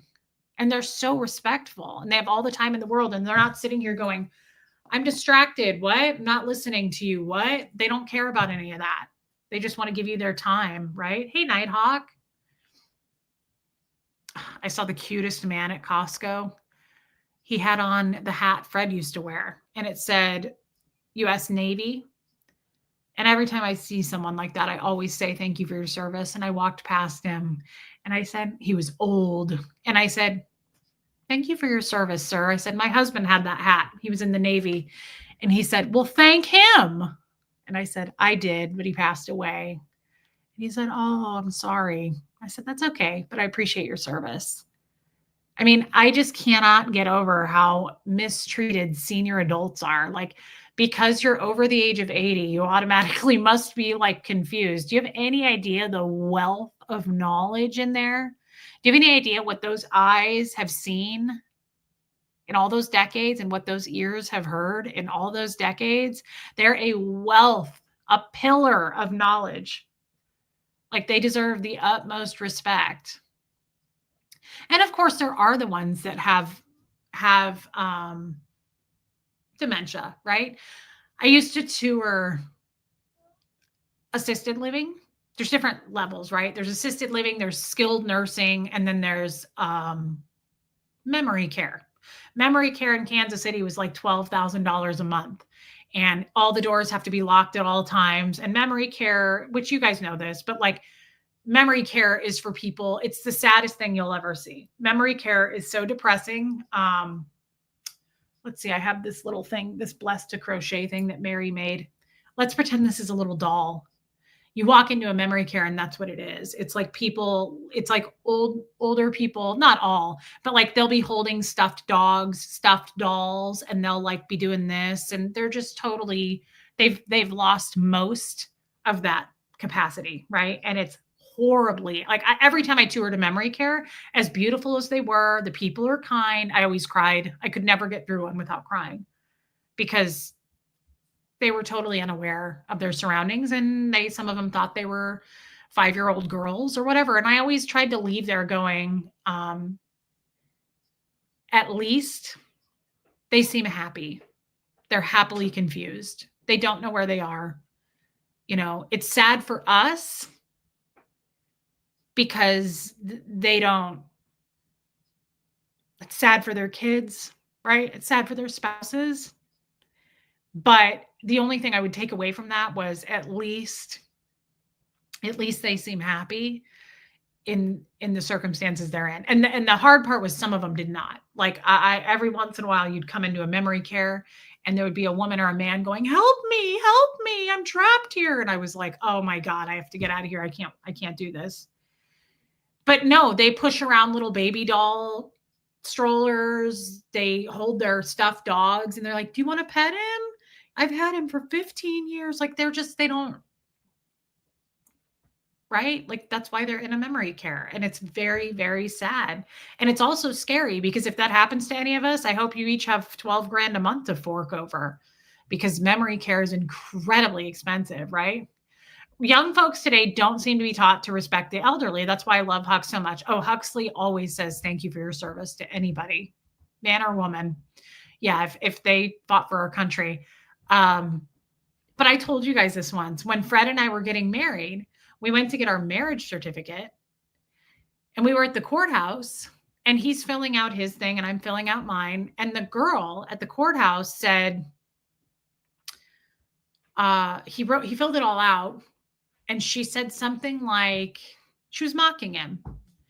And she said something like, "Oh, it's good that you can remember your address." Like he wrote it all down and filled it out. And luckily, I don't think Fred heard her because Fred was very hard of hearing because I feel like he would have said something. He just kind of was like, yeah. And I looked at that girl and I said, "What did you just say?" And she was like, "It's good that he remembers his address." And I said, do you have any idea who you're talking to? That man was an aerodynamics engineer. He's a genius. He knows his name. He knows his address. I assure you, he knows a lot more than you do. Okay. Like he's a wealth of knowledge. He's of sound mind. Like, get the fuck out of here. That is so disrespectful to look at an old person and assume that they don't have their wits. What is wrong with you? Right? I would be in Scientology, Martin. If you never made this channel, what on earth would you be doing all day? You are so in your element here and it warms my heart. I love you, Martin, and I would be in Scientology if I didn't have this channel. Hey, Zoe. Yeah. Reese, I always leave with a good feeling after watching your show. Have a great night. Oh, love you, Lemster. You too. Thank you for saying that. Renee B, Angel K, it's so insulting.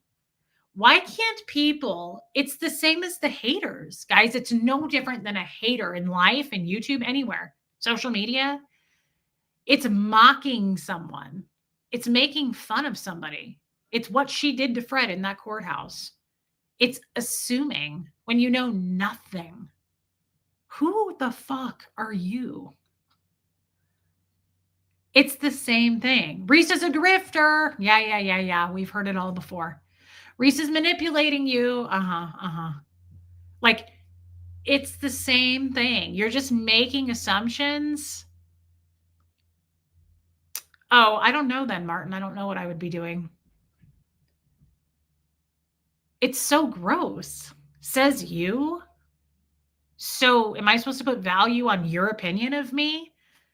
And I shoved that right back in her face. I was like, "Do you have any idea who this man is? He's a genius and he's the kindest man and I'm about to marry him. And I'm the luckiest girl in the world. Do you have any idea, like, the comment that you just made and the effect that that has? Shut your fucking mouth. You don't know anything about us. You don't know anything about his life. You don't know where he's been. You don't know what he's accomplished.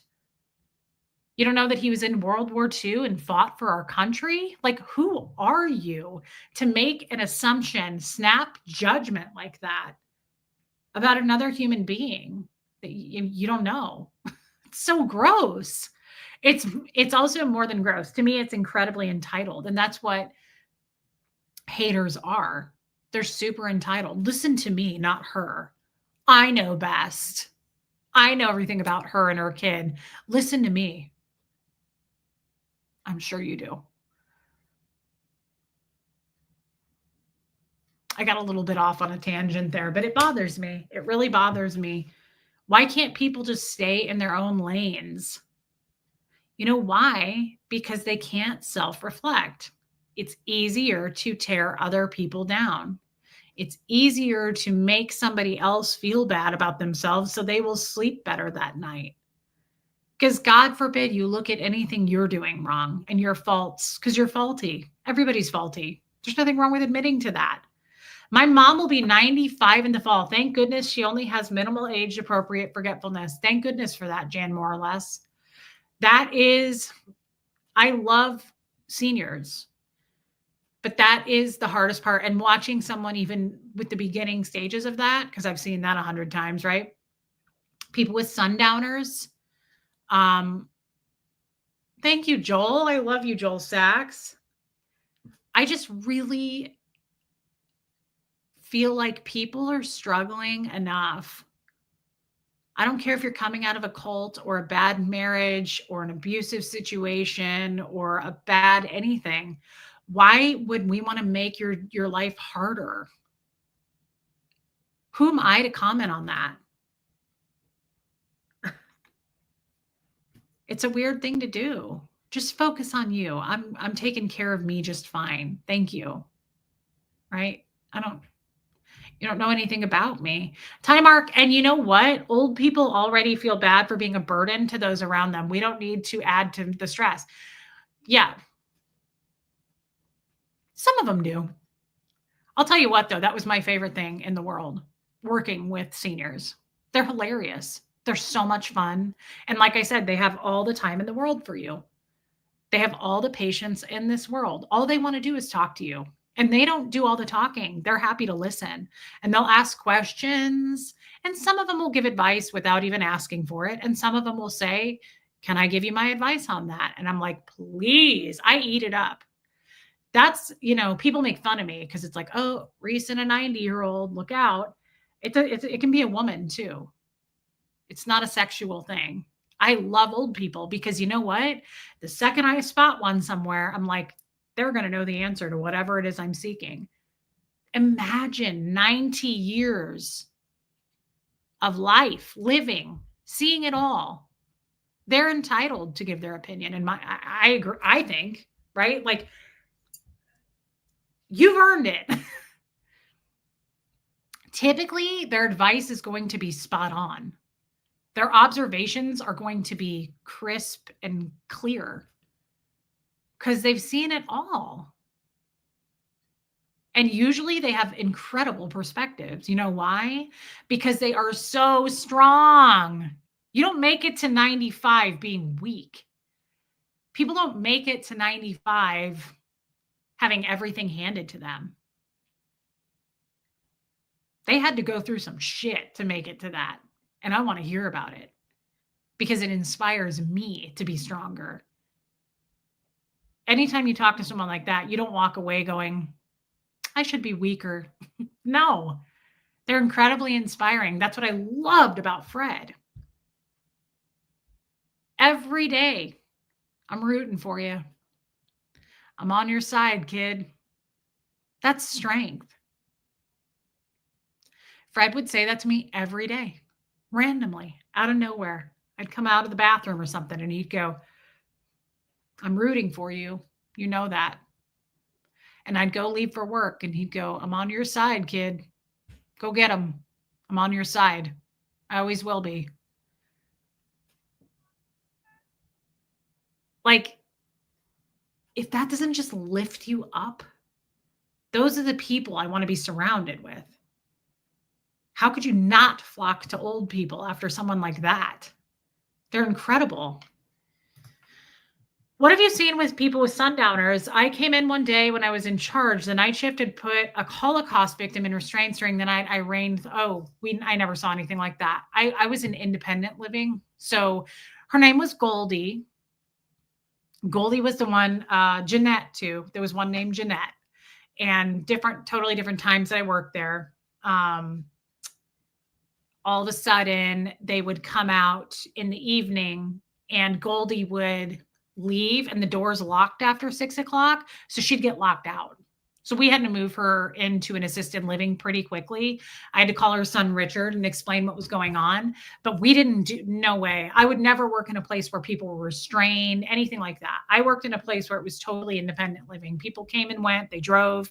Goldie just started to go downhill and she couldn't remember anything. Her husband had died a long time ago and she would lock herself out. We'd let her in and she'd be like, she was so sad. She would say, I'm waiting. I'm waiting. My husband's supposed to pick me up any minute.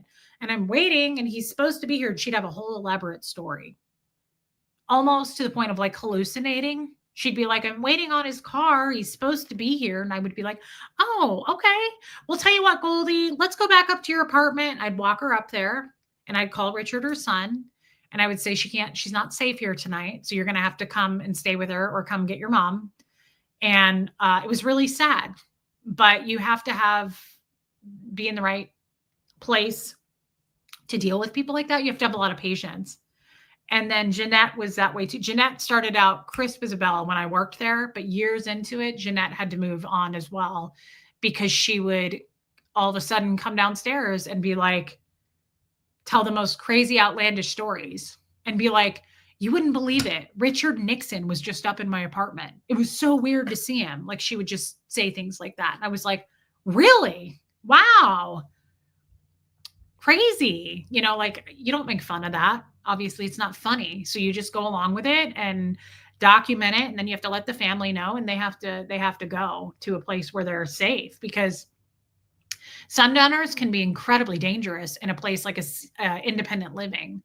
Because if they leave and the doors are locked, they can't get back in.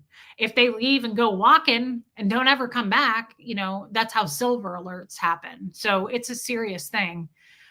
Kind thoughts, if you have them. My former mother-in-law is actively dying. She could pass at any moment. My feelings are all over the place. Shelly Kelly, I'm sorry, babe. Definitely kind thoughts, prayers. And you know what I would pray for in a situation like this? That, hey, Gogo the Greek, she's at peace, right? I hope that God grants her that. And I love you. And please feel free to reach out to me, Shelly Kelly. I didn't know that. I love you. Thank you for your super chat. That's really rough, babe. We love you, Shelly Kelly. No reason necessary. Joel Sachs, thank you. I love you, Joel. And I love that you're here tonight. Thank you for your super chat, my friend. Yeah, redirecting. I mean, I was so used to people doing that. You just have to be quick on your feet when someone's like that, and you got to go call their family. And I had many instances where I stayed late. I would just stay with them. If I felt like they weren't safe and there was no one there, then I would just stay, But it's rough. And after COVID, a lot of seniors kicked into dementia. And I think it was because the place I worked, they had to be like locked in their rooms. We couldn't let them come out. They had to wear masks. They were totally disoriented with COVID. And I remember Sarah. I loved Sarah. She was super sharp, super sharp. She came to see me every day. And it was during the COVID stuff. And she came out of her room and I said, Sarah, you got to put your mask on. And she was like, it was just sad. I'm going to cry. It was so sad.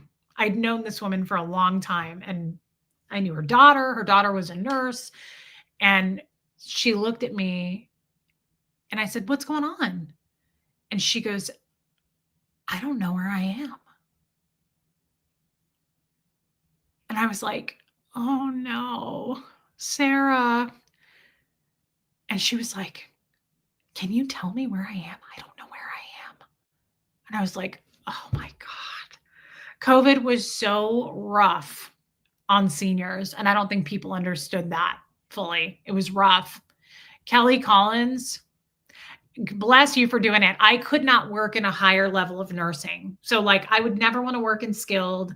I would never want to work in even just assisted living. Assisted living is nice, right? Do I have any picks? Muffet Lou, kind of. I could try to find some for you guys real quick. I love to look at them. I love to.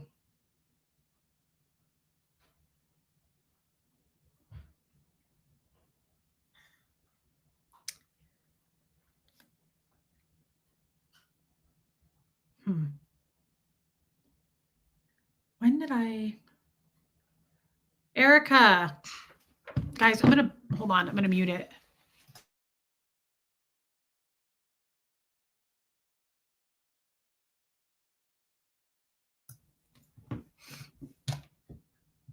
Based off what you just said to Shelly Kelly, I can't wait for you to read the book I just sent you. First ever super chat. That's your first ever super chat? That's wild. I love you and thank you. I have that book. It's still in my purse from when I picked it up the other day. Thank you, Erica. And I look forward to reading it. Why do I? Oh, shit. Okay. I thought my nose was bleeding. Hang on. Christy Lynn Wilson. Here it is. Here they are. I found my pictures. Your love for Fred changed how I look at people's relationships. I can look past the appearance more easily now and not think she married him for his money. I'm ashamed I ever thought that way. Wow. That's incredible. That's a beautiful change of perspective. Thank you for sharing that with us. Thank you. That really means a lot to me and to a lot of people, I bet. It isn't about money. Fred didn't have much money. That was one of the reasons I moved him in with me. I was having to help Fred with just small things like making ends meet with groceries and stuff. He did not have a lot to begin with. So, and you know why? Fred had money. He had money. He had an amazing career. But when his wife got sick, she had to go live in one of those memory cares. So his money dwindled like that. It was $12,000 a month. Hey, Killy Billy. Thank you, Erica. That's why. I was like, you Venmo'd me. Okay. Thank you, Erica. Yeah, I didn't even get his money. His family got his pension and his life insurance. It wasn't about that, right? Hey, Barbara Waite. Never was. So when they took his money, I was like, take it. Take every dime. I got what I wanted. I wanted Fred. I didn't give a shit about that, right? Thank you, Christy Lynn Wilson. That's amazing. I love that comment. And thank you for your super chat. So they all had to wear these damn masks.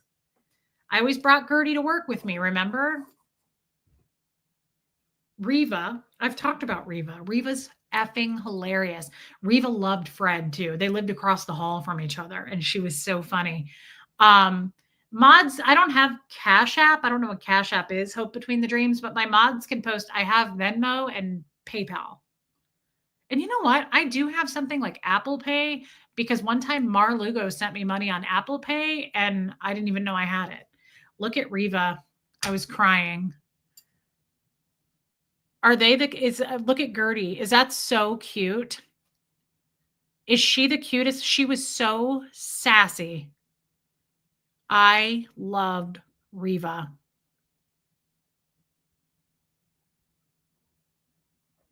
Oh my God. Don't get me started on these little angels.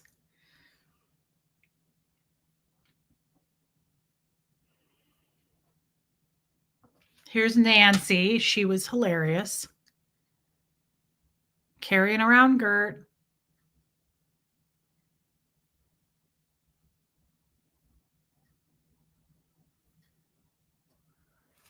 God, Nancy was zesty. Oh my God, she was funny.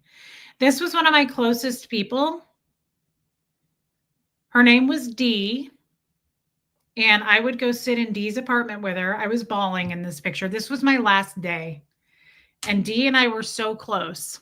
And she was beautiful. She was absolutely beautiful. And she told me all of her stories.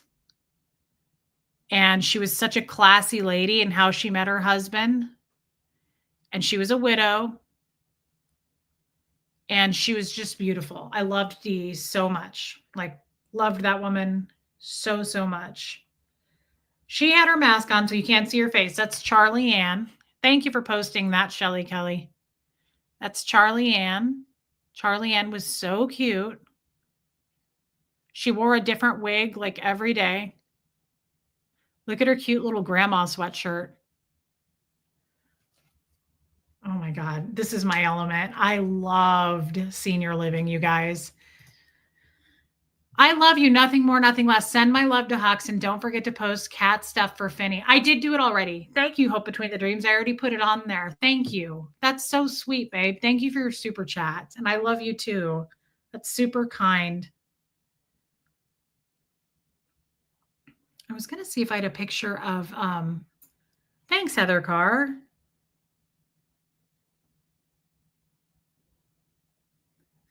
Here, I'll flip it to this side.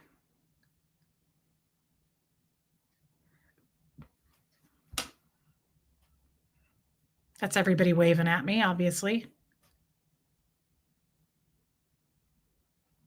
Hate that they had to have masks on. And some of them refused, of course. You know those. You couldn't get them to do it. Oh my God, this is Lucy. And there's Diane in the background. I loved Lucy. She was such a fiery ass redhead. Look at her. Oh my God, she was so pretty. Hey, Danya. Look at her hat. She was so fucking stylish. That woman ordered shit on QVC every day. She ordered shit all, she was super rich and she ordered shit all day long on QVC. Everything. I should, Cheryl Roberts. Thank you, Hope Between the Dreams. Oh my God. Lucy was fashion. She was into fashion. So she'd come down and be like, I like that skirt, girl. And I'd be like, thanks, Luce. I like your hat. And we would just dance.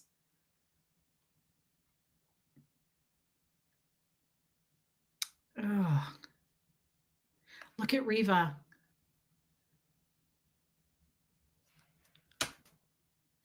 That was me in my ugly outfit that day. Look at Reva. That was Diane and Charles, her husband. Look at Reva dancing.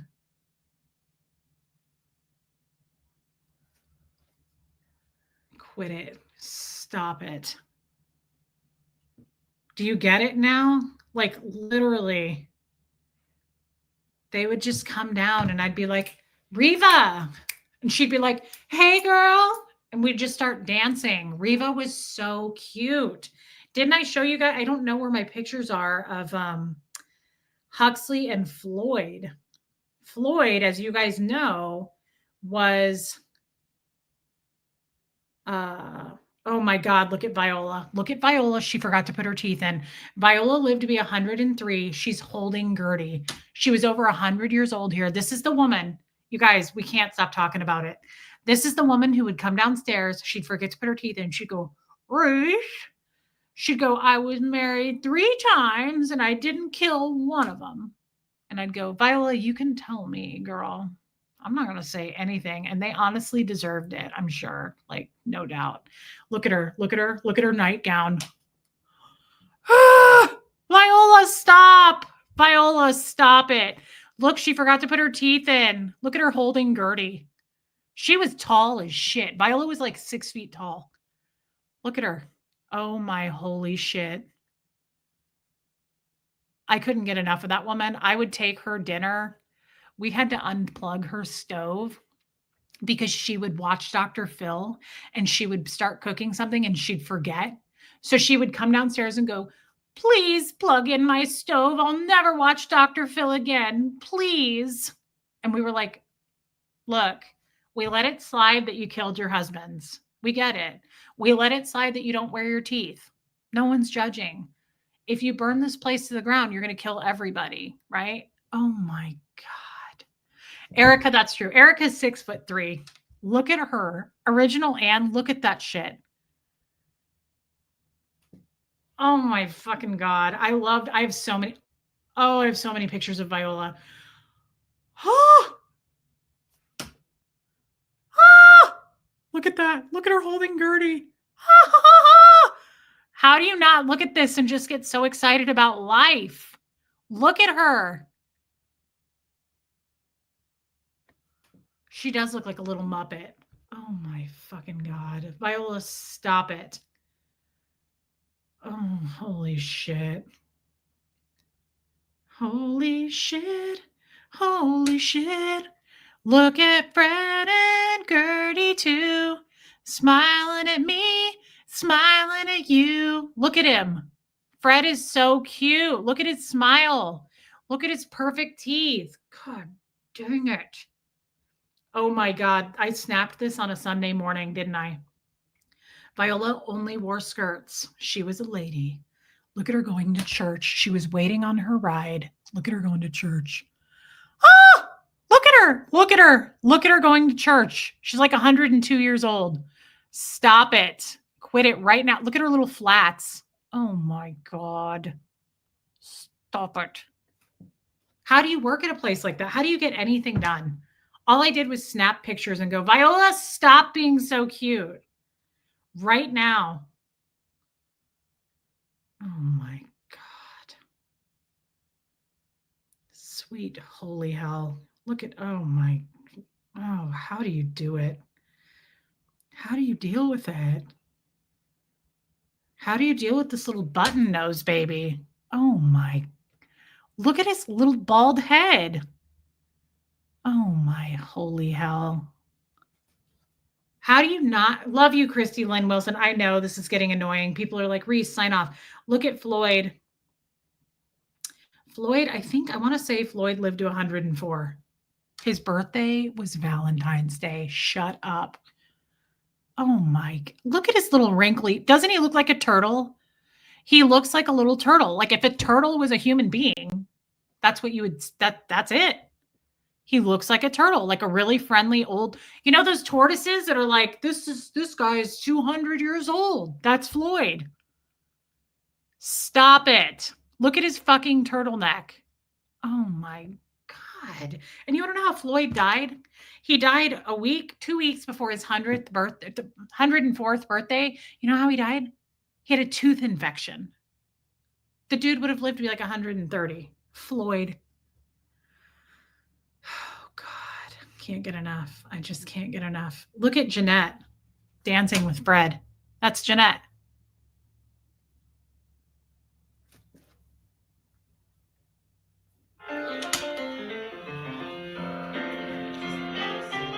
Look at Freddie. Uh-oh, I turned it off. Freddie, stop it.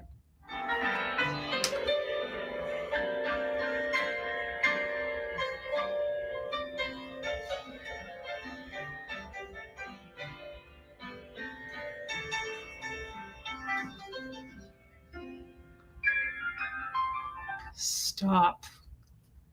That's Floyd, Renee B. Floyd was really close to Fred. Floyd loved Fred. Oh my fucking God.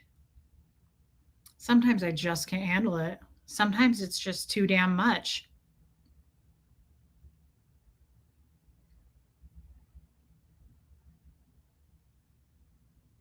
Look at me and Floyd and Fred. Oh my God. Look at my best friends. Those were my best friends. Look at how cute they are.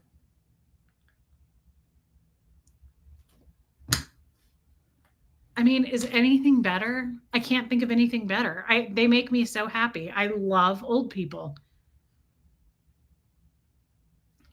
Look at Fred and Huxley. This is crazy. I think you can hear Fred talk here.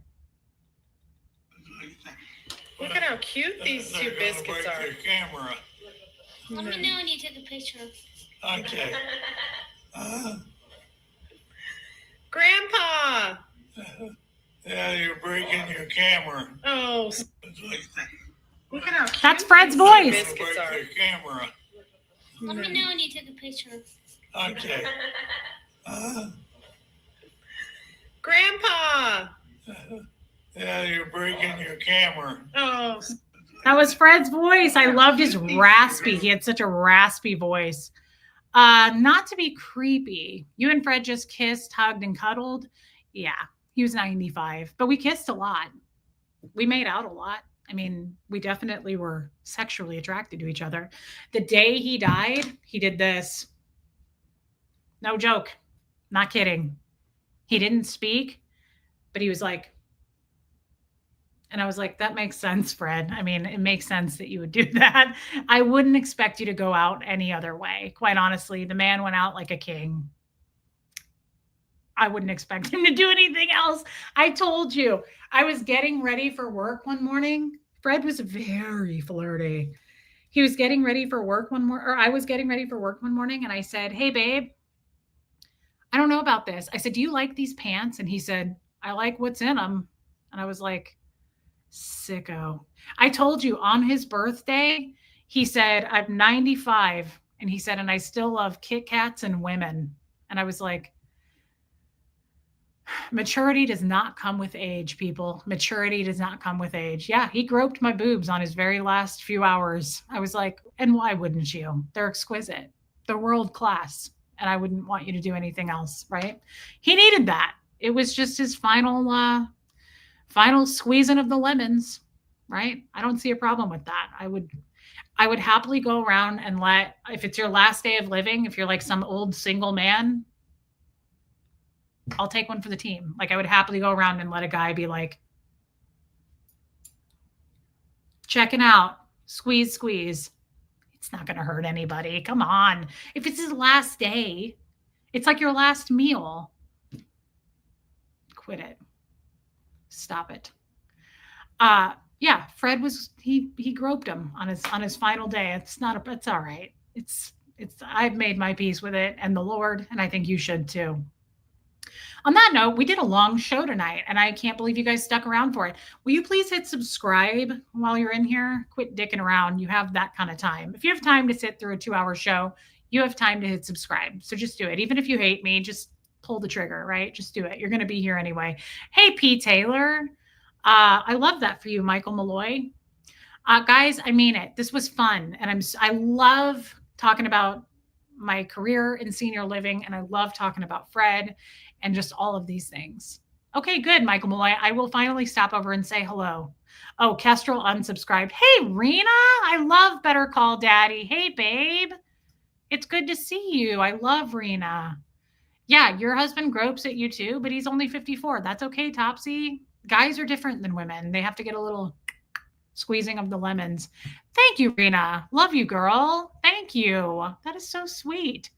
What else are you supposed to do on your last day? I ask you. I agree 100%. Shell. Mods, thank you for being here. I love you guys. I will be back tomorrow. And I have to do something actually in the morning with my dad. We have to run an errand. And then I will be on tomorrow afternoon. So I hope you can join me. How many in the chat are subscribed? I don't know how to check that, Renee B. I'm not sure you can check that. Love you, Topsy. Guys, thank you for your time tonight. I mean it. Your wisdom, your feedback. I love you all. Thank you for the super chats. Very kind. Very, very kind. Huxley and I appreciate it. He's doing good, Rachel. He's actually doing really well. And thank you for the memberships. And Abigail, thanks for gifting the memberships. Love you, Joel. And thank you for your super chat. Erica, you too. I love you guys. I mean it. This was a really fun stream. I'm glad we opened up and talked about those things. It's always so organic. I never know what we're going to talk about, but every time it ends happily. I always appreciate that. Love you too, Kestrel. And I will see you guys tomorrow. And here comes our cutie Fred.